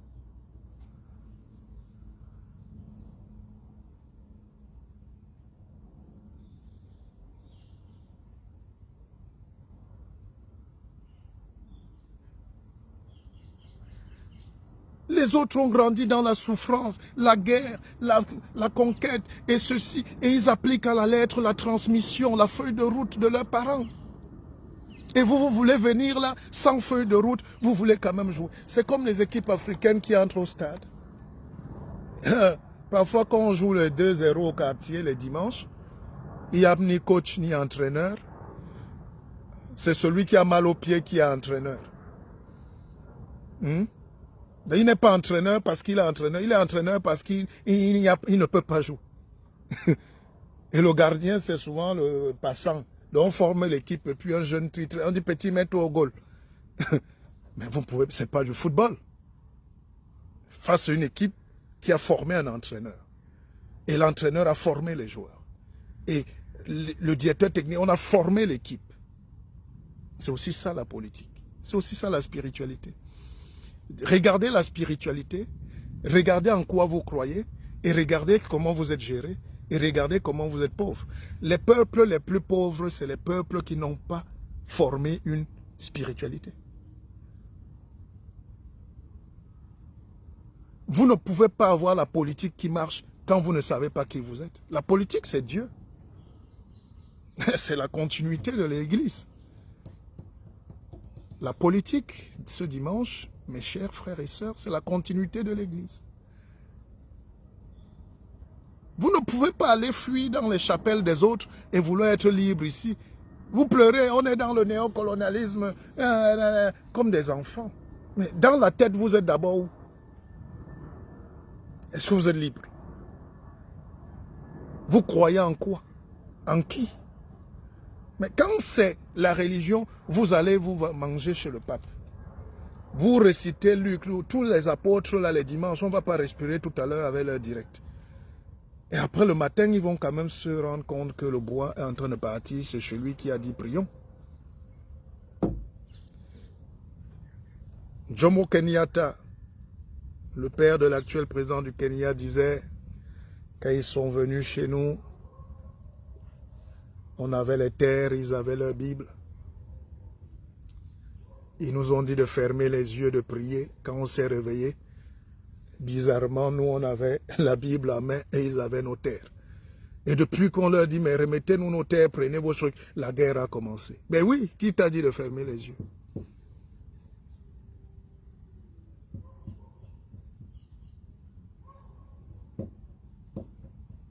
Loukotte. Croyez donc qu'on est venu jouer. Alors, il y a un livre que je vais vous conseiller. Moi, je ne fais pas de guerre, hein, donc croyez en ce que vous voulez. Hein. Chacun est libre, franchement. On débat en grande personne ici. C'est pas... Faites ce que vous voulez. Hein. Faites ce que vous voulez. Hein. Franchement, je ne suis ni pour les religions de telles, ni pour les telles. Je ne viens pas faire ça. Je ne suis pas pour... J'essaie de m'élever le plus haut possible pour lâcher le plus de graines possible pour tout le monde. Attraper ce que chacun peut attraper. Mais c'est pour vous dire que j'ai lu plus de 4000 livres jusqu'à présent. Et ça donne beaucoup d'intelligence. Et je continue. Le dernier livre que j'ai acheté, je marche avec ça ces jours-ci. Je l'ai commencé il y a 2 jours, non? Ou 3 jours. Il va finir là tout à l'heure. Je vous montre le nombre de pages. Parce que vous croyez 400 pages. Non, 390 pages. Donc 400 pages pratiquement. Vous connaissez la souffrance qu'il y a à lire même un verset. Alors comment des gens qui toute la vie ont lu un verset veulent venir débattre avec le monde qui bouge? Moi j'ai lu 4 000, il y a d'autres qui ont lu 50 000. D'autres qui ont lu 100. Vous ne voulez pas apprendre ce que les gens ont écrit et posé comme savoir, mais vous venez débattre. Celui qui n'a donc pas le temps ou qui ne peut pas, parce que c'est difficile. J'ai dormi à 2 heures du matin, parce que je dois le finir tout de suite. Dès que je finis là avec vous, je continue ma lecture. Je dois finir ces 400 pages-là en 3 jours. Parce que j'ai d'autres choses à faire. Mais quand j'ai donc fini de lire, je dois vous décortiquer ça. Et gratuitement. Moi, j'ai payé. J'ai dépensé 150 € pour l'avoir. Je suis allé le prendre chez l'auteur. J'ai démarré ma vieille voiture. Je suis allé avec dédicace et tout. Le carburant et tout. C'est comme il faut mériter. Alors, je suis conscient que la vie est dure. Nous tous, on ne peut pas. Pendant que moi, j'achète un livre à 150 €, l'autre est en train de boire le champagne pour séduire une fille. Ils vont boire, ils vont accoucher les enfants qui auront le champagne dans le cerveau. Et on va se plaindre qu'ils ont fini en prison. Il y a un déterminisme, mais c'est un autre sujet. Quand tu attrapes une fille dans une boîte de nuit ou dans une soirée à 4 h du matin, quand tout le monde a bu, vous allez vous amuser, le bébé entre. C'est comme ça que beaucoup naissent.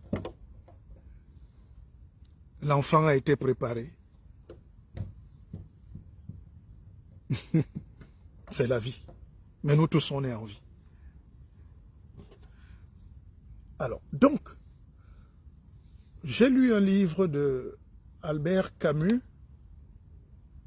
qui s'appelle L'étranger.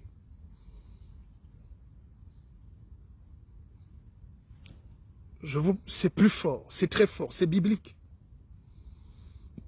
C'est trop spirituel. Albert Camus qui est mort pauvre avec sa syphilis, tout ça là. Albert Camus écrit un livre sur l'étranger. Le personnage s'appelle Mersault. C'est dans l'Algérie française, là, de la colonisation. Et puis c'est un gars qui apparaît, on lui annonce le décès de sa mère. Donc, on nous présente un type qui est étranger à lui-même et à la vie. Il ne comprend pas pourquoi le monde est comme ça. Il faut que chaque Africain lise ce livre. Ou chaque homme lise ce livre. C'est trop beau. Quand vous prenez les expériences des gens, vous devenez très riche. C'est-à-dire, en lisant, vous avez 1000 vies. En venant aux conférences, vous gagnez 1000 vies. Quand je fais une conférence comme samedi prochain, là, si vous n'êtes pas 150, 200, 300, 400, là, je ne fais pas. Et vous serez là. Vous êtes prêts à venir là, parce que c'est gratuit. Quand on vous dit de venir, donc prendre les enseignements. Alors, Mersault, c'est Camus, hein, l'auteur créé de personnages. On annonce le décès de sa mère, le gars lui dit Aka. Il s'en fout. Parce que c'est dans le deuil que les gens veulent voir tes émotions. Est-ce que tu es faible? On veut voir tes larmes. Le gars arrive à l'enterrement de sa mère, il arrive à Alger, il fait le truc, on fait le deuil, il est enterré. Il est là, tout le monde pleure sauf lui. On dit, mais comment tu perds ta mère que tu aimais plus que tout, tu ne pleures pas? Il dit, mais ça sert à quoi? Elle est morte. Mais je m'en fous. Elle a vécu sa vie, qu'elle meure et qu'on l'enterre vite fait. On dit non, mais tu es cynique et tout. Il dit c'est la vie. Que je pleure, que je ris, que je fais, on va l'enterrer là. Il faut qu'elle parte. Nous, on est toujours émotifs quand il y a deuil. Quand mon grand-père est mort, je voyais ma cousine pleurer. C'est d'ailleurs l'année où j'ai eu le BPC, hein, 90, quelque chose comme ça. J'ai une cousine qui s'est fait mal parce qu'elle se roulait au sol, elle criait, elle dit, elle ne sait plus si elle va rire un jour. Je voyais mes tantes, les gens s'enroulaient comme des fous parce que mon grand-père est mort. Moi, j'étais zen, je n'ai même pas pleuré. Je riais, quoi. C'était amusant.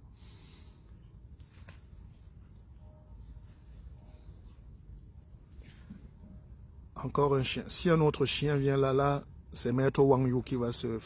En direct, je vais faire quelque chose. Un peu de violence souvent. Parce que je pense que ces gars-là commencent à exagérer. Donc, quelques jours plus tard, je retrouve ma cousine en train de danser au bar avec les gars. Avec la bière en main. Je dis, mais ça c'est quel sentiment ça? L'homme est incohérent. Hein? Il faut être honnête. Donc, dans le livre, le personnage, on enterre sa mère, Albert Camus dit, le gars, Meursault, lui reste là, il s'en fout. Et dès qu'on a juste enterré, c'est levé, il est parti. Sans cœur. On dit qu'il est sans cœur, non? Lui, il dit que non. Lui, il a déjà dit au revoir à sa mère. Parti. Parce que c'est son destin de mourir. Pourquoi lui aussi va mourir? Pourquoi traîner là, perdre le temps? C'est là où parfois les musulmans nous donnent des leçons. Que tu sois milliardaire ou tout. Sauf maintenant, là, mais dans la tradition musulmane, allez, tout le monde est emballé, allez, c'est parti. On passe à autre chose. Parce que la mort, c'est la mort. Alors, et Meursault, le héros, il arrive jusqu'à se faire agresser par les Arabes, on coupe court dans cette Algérie-là. Il prend l'arme de son ami, voisin et tout, et il tue un gars et on le met en prison. L'existentialiste. Le gars se met à dire, mais les juges, maintenant le juge,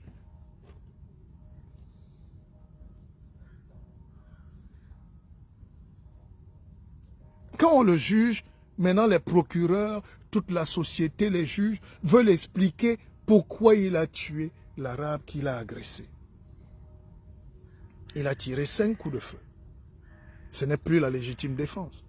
Et on lui dit de se défendre, il dit qu'il ne se défend pas, il s'en fout. On le met en prison, il dit qu'il s'en fout.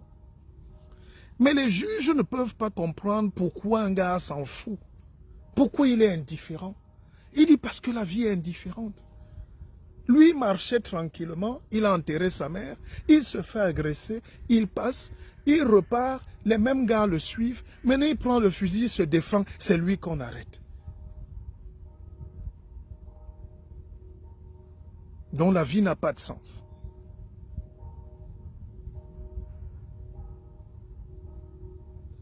On vous condamne toujours pour ce que vous n'avez même pas fait. Les gens veulent expliquer ce que vous avez fait. Même quand vous savez que vous n'avez pas fait. Parfois, les gens vous condamnent, ils ne vous connaissent pas.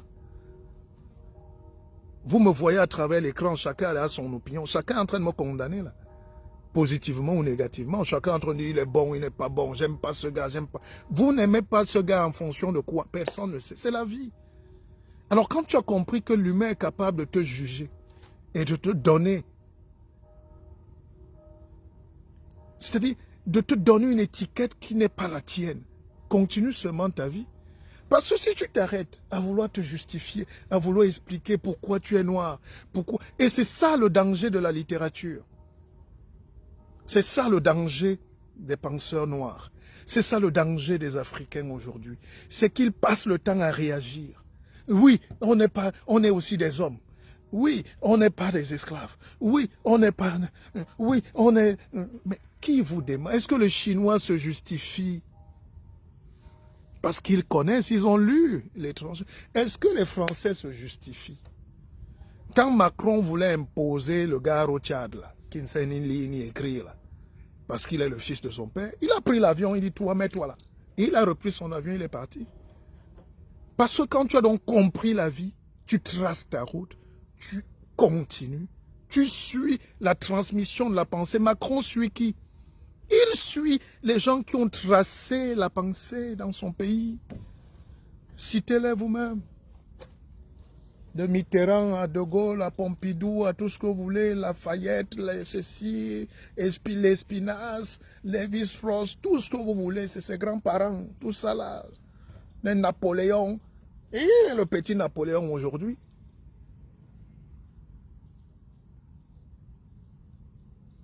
Bonheur Zouho. Ah, vous voyez mon fils. Alors, l'histoire de ce petit-là qui parle là, qui m'écrit là en ce moment, j'arrive en Côte d'Ivoire, où je suis reçu comme un messie. On me décale une émission, la plus grande, ou l'une des plus grandes, pour ne pas choquer quelques aigris. Ce petit me suit à la télévision ivoirienne. Il est étudiant en sciences politiques, il a un master 2, un truc comme ça. Il est doctorant. Il dort. Il est dans son sommeil et il est en train de rêver d'un maître qui lui parle, de quelqu'un. C'est vrai, authentique. Il se réveille, il allume la télé, il tombe directement sur moi, il ne m'a jamais vu. Et il sait que j'ai une conférence le lendemain à l'hôtel Pullman. Le petit a fait plus de 10 kilomètres à pied pour venir me voir. Par télépathie, on a communiqué. Il a rêvé de moi, il m'a vu à la télé. On ne se connaissait pas. Et il est venu me suivre. Il est là. Pour vous dire que la vie humaine, ne vous attardez pas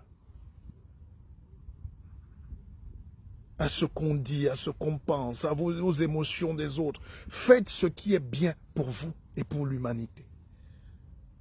Je n'ai pas dit de tuer les gens, hein, mais je dis vendez ce qui est bien. Faites du bien. Et vous serez une lumière. Vous serez célébré. Vous serez célébré tôt ou tard. Ça peut ne pas payer aujourd'hui. Ça va payer demain. C'est pour ça qu'on a demandé à quelqu'un qu'est-ce qu'il veut faire dans la vie. Il dit, il veut être une bonne personne. Son père est malade. Il dit, mais bonne personne, c'est un travail. Il dit, je veux être une bonne personne. Qu'est-ce que tu veux faire dans la vie? Je veux être heureux. Parce que si tu attends les jugements des gens,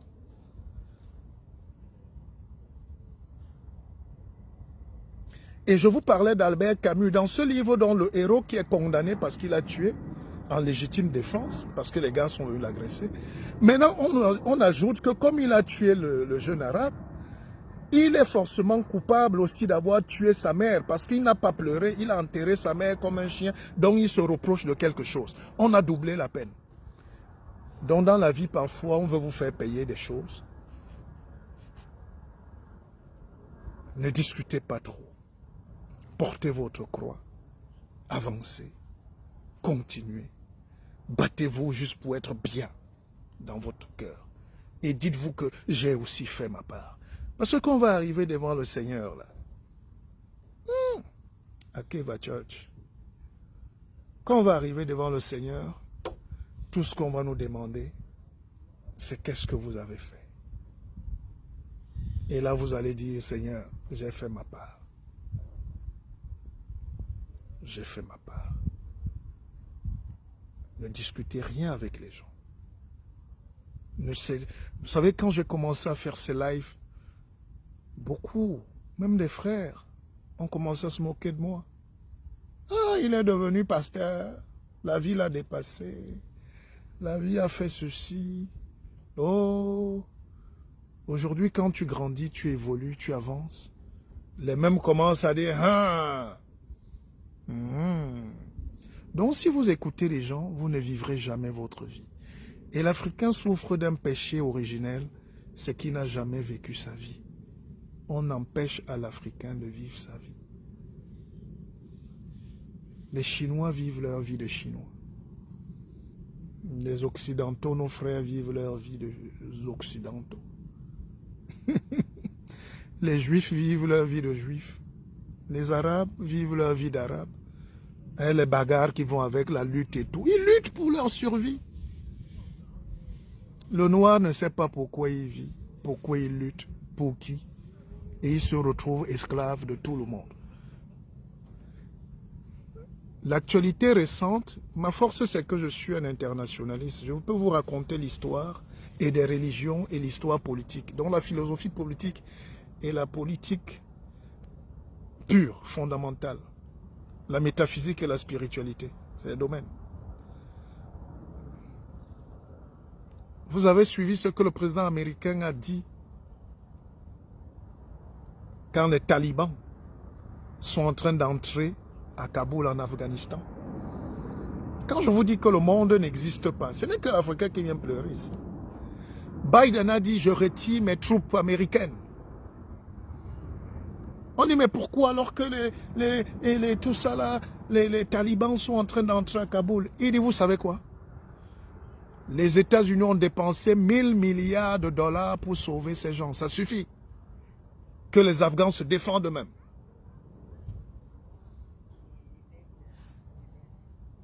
Les Américains, ils jouent les gendarmes du monde. They are globally known as Global Police. C'est eux qui disent qu'ils sont les gendarmes du monde. Mais maintenant, pour défendre l'Afghanistan, où les talibans sont en train de détruire, de violer, de casser, de détruire tout, de violer les enfants, les femmes et tout, les Américains retirent leurs armées et ils disent, débrouillez-vous. On s'en fout de vous. Battez-vous vous-même. C'est pas violent ça? Et je vous rappelle que l'Afghanistan,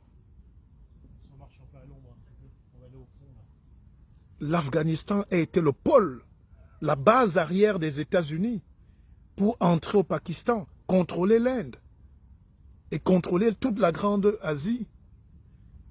Les Russes sont venus en Afghanistan pour avoir l'emprise aussi sur tout cet Orient-là. Mais aujourd'hui, parce que les Américains ne retrouvent plus leurs intérêts, ils ont retiré l'armée. Il n'y a que l'Africain qui croit qu'on va venir lutter pour lui un jour. Personne ne peut lutter pour toi. Personne ne peut mourir pour toi. Chaque personne sur terre se bat pour ses terres. Dans son terre, comme disent les jeunes. Il n'y a que nous qui croyons que quelqu'un peut venir lutter pour nous. Personne ne mène ta lutte. Ta lutte d'être humain, c'est de te lever, te battre. Et dans tes valeurs, tu vas trouver les gens avec qui vous allez avancer. Et c'est là qu'on parle de conscience, de cause nationale. Mais quand vous êtes dans des pays où chacun rêve de tuer l'autre, l'autre rêve de ceci, l'autre veut même être esclave, l'autre, lui, veut être libre. Toi, tu veux être ouvrier de l'autre. Comment vous pouvez créer une harmonie? C'est pour ça que moi, je marche avec très peu de gens. Et les gens qui marchent avec moi sont comme moi. Parce qu'on a identifié nos luttes. En faisant nos luttes chacun dans son coin, on s'est rendu compte que plus fort, on peut encore faire des vraies luttes. C'est pour ça qu'on est ensemble. Mais on n'est pas ensemble par amitié. On est ensemble par lutte, par destin. Il faut, les gens avec qui vous buvez les bières, là, vous criez, vous faites les tontines. La preuve, regardez, quand on est souvent en live, là, si on se met à insulter, là, on va monter à 10 000. Les likes que les gens mettent là, c'est du virtuel, non? Quand on t'arrête même, la cotisation, c'est une fois. 2 fois, les gars disent, oh, ben dis donc, toi aussi, tu n'avais pas qu'à insulter. Il ne faut pas venir insulter les gens et puis après, tu viens faire, moi, j'ai ma rentrée scolaire à préparer. Et vous vous retrouvez seul. Or, quand vous êtes dans l'idéologie, la fondamentalité de la pensée, dans le vrai, Même quand on t'arrête, les autres viennent mourir avec toi. Regardez un pays comme la Côte d'Ivoire. Allez suivre le discours d'Afin Guessan, qui est le fils, le petit de Gbagbo. Afin Guessan dit, mais vous aimez qu'on manque de respect aux aînés pour dire qu'on vous a manqué le respect. Je t'ai dit, prends la présidence de ton parti, tu dis non. Je suis ton vice-président, tu dis non, il faut me tuer. Maintenant, tu quittes, tu viens dans ton pays, au lieu de te reposer après des luttes, après 10 ans de prison, les luttes, la politique, 60 ans de politique, repose-toi, tu dis non, tu crées encore un parti pour combattre l'autre, pour combattre ta femme, pour combattre tel, pour tuer tel, pour aller, mais d'opposition en opposition. Et Afin Guessan a rappelé à ce monsieur que, mais toi, tu n'as pas voulu abandonner un moment. Tu as conduit des gens à l'exil. On a tué des militants. On a enfermé d'autres. Et toi, tu es aujourd'hui là. Tu reviens avec la même politique. C'est ça l'homme aujourd'hui. Je ne vous demande pas, je ne condamne pas. Chacun vit sa vie, mais sachez identifier. 1. Qui je dois suivre? 2. Qui est mon maître? 3. Qui est mon mentor? 4. Quel exemple il prône? 5. Est-ce que c'est une valeur? Nous sommes les seuls êtres au monde qui aimons être conduits par des wagons. Mais le wagon est un wagon.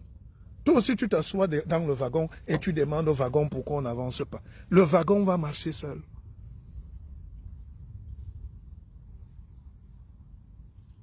Peuple du wagon. Comme on dit chez nous, peuple du Mboussounkong. Vous êtes des peuples des fesses, derrière. Mais maintenant, quand on tâte vos fesses, vous vous fâchez que l'homosexualité. Mais vous êtes un peuple de fesses. Les fesses qui bougent.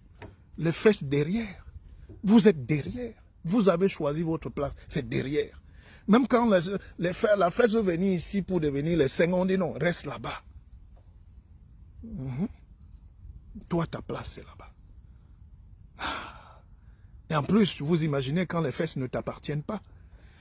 C'est violent. Peuple de wagons, peuple du derrière, peuple de petites choses, peuple qui déteste le savoir, peuple qui a accepté d'être battu spirituellement, mais qui revendique la liberté physique, économique, politique. Comment un peuple qui accepte la servitude spirituelle peut oser prétendre à la liberté politique?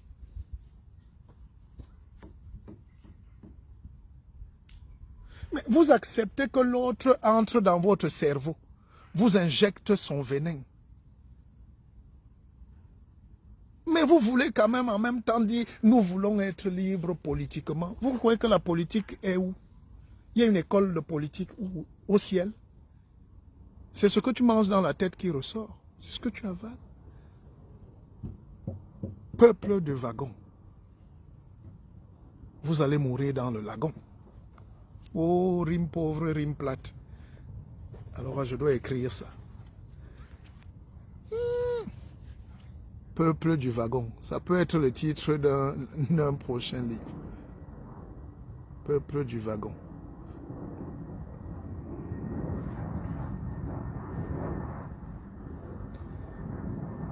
Et les gens comme nous, quand on arrive en Afrique, on est très détestés par ceux qui sont là.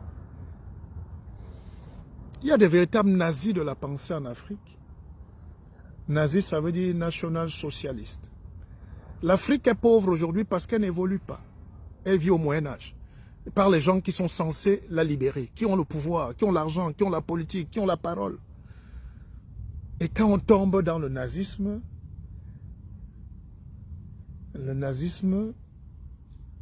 les Allemands étaient forts. Dans le nazisme, tu ne dois pas être libre. Tu dois être esclave. C'est pour ça qu'ils ont exterminé les Juifs.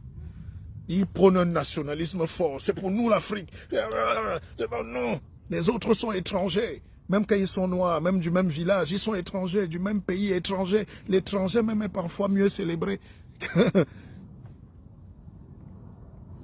Les nazis avaient donc une règle pour écarter les jeunes, les femmes. Pour les femmes, ils disaient les 3 K. Kirchen, Kinder, Kuche. Donc la cuisine, les enfants et l'église. allez là-bas. Donc on vous dit vous, allez là-bas. En Afrique, donc, on dit à la population vous, c'est esclavage, champ, allez dans les champs, allez à l'église, allez foutez le camp. Laissez-nous, la petite élite, la manger. Et dès que ça chauffe un peu, on accuse les Blancs.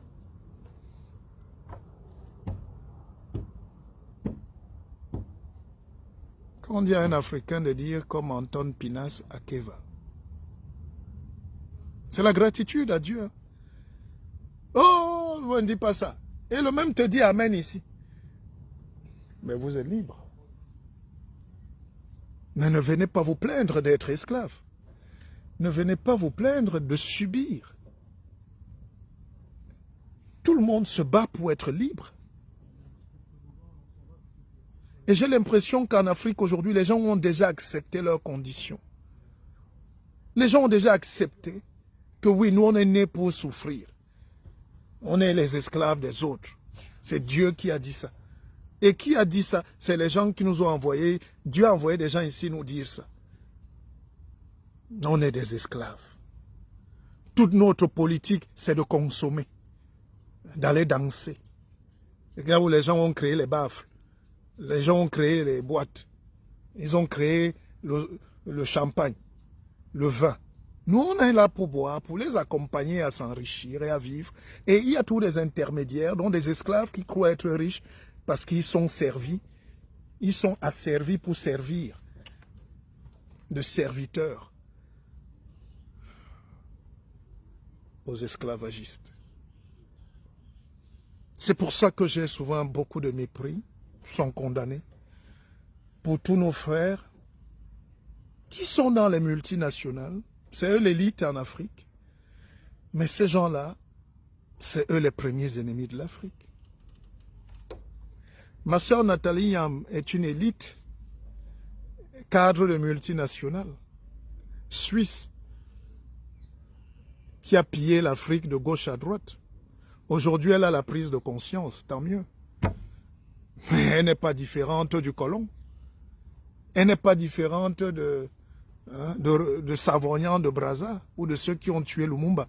Puisqu'elle a travaillé à enrichir ce système suisse pour voler l'Afrique, pour appauvrir l'Africain. La conscience tardive n'est pas mauvaise. Mais ne venez pas dénigrer ceux qui ont la conscience en eux. Ça fait 40 ans que je lutte. 40 ans. Dans une cohérence certaine. Pas une certaine cohérence, une cohérence certaine. Une didascalie de la pensée. Je suis là, je ne changerai pas. La liberté est fondamentale pour moi, pour mes enfants et pour les autres.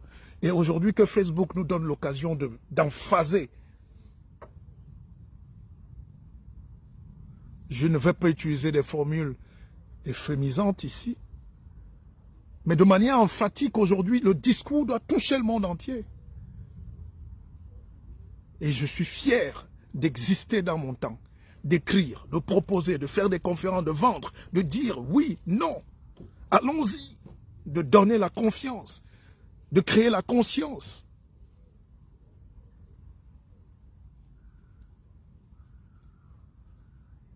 Quand cette élite donc en Afrique qui occupe tous les postes là, on les recrute parfois à Paris et partout, ils viennent en Afrique jouer les petits rois.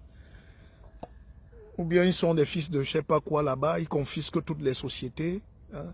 Les multinationales arrivent et recrutent les fils de rien du tout. Les derniers de la classe, ils sont cadres à Yaoundé, Douala, Abidjan, Dakar, partout là-bas.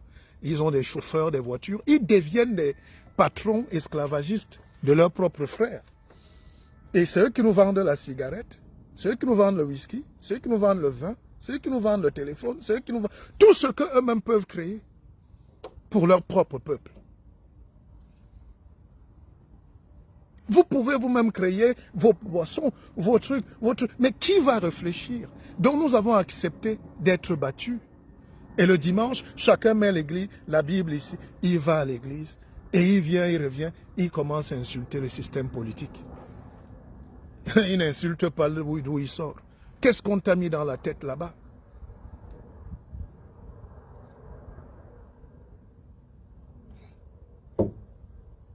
Comme fait le petit TikToker sénégalais de l'Italie là. Bon, il est 11h10 à ma montre. Je pense que j'ai commencé à 9h10. 2 heures, c'est beaucoup. Moi, ça ne me gêne pas de faire 10 heures là. J'ai mes lectures à continuer, mais comme nous sommes... Il ne faut pas trop se répéter. Il faut vous laisser aller faire les vrais lives. Aller à l'église. Faites ce que vous voulez. Allez insulter les gens. Mourez. Vivez. Faites ce que vous voulez. Moi, j'ai fait ma part ce dimanche. Et comme c'est dimanche, je ne peux pas refuser. J'ai mon cousin qui s'appelle Maître Dimé, c'est un avocat. Et les dimanches, quand la messe est bonne comme ça, vous-même écrivez-moi un pépé, on veut mettre Dimé. La dîme est importante.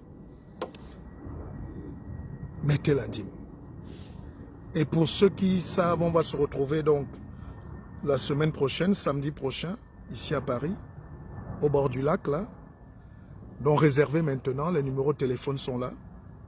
Ou écrivez-moi une box, réservez vos places. On parlera de spiritualité, de la loi du business, on va parler de beaucoup de choses, de protection aussi, il faut avancer. Et n'ayez pas peur des gens.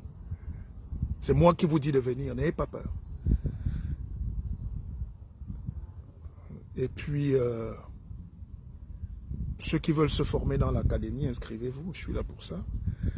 Et puis, Akeva Bank, c'est notre banque.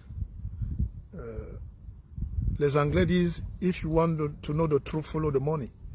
Si tu veux connaître où il y a la vérité, cherche l'argent. On a commencé par créer nous-mêmes la vérité. On a notre propre petit argent qu'on fait. C'est pour vous. Chacun vient y mettre. Celui qui ne veut pas aussi ne veut pas. Et puis après, la semaine prochaine, je vous annoncerai de très grands projets. Akeva. Akeva. Akeva. Je termine avec vous.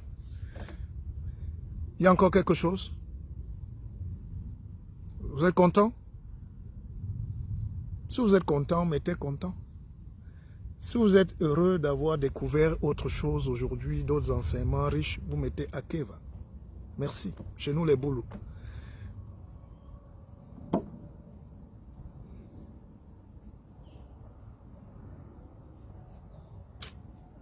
Chez nous, les Gabonais, alors. Les Mienais du Gabon. On dit Akeva. Chez les Pounou, on dit Diboti. Et Diboti, c'est au Gabon. C'est merci. Et à Douala, il y a les gens qui s'appellent dans ma famille même Diboti.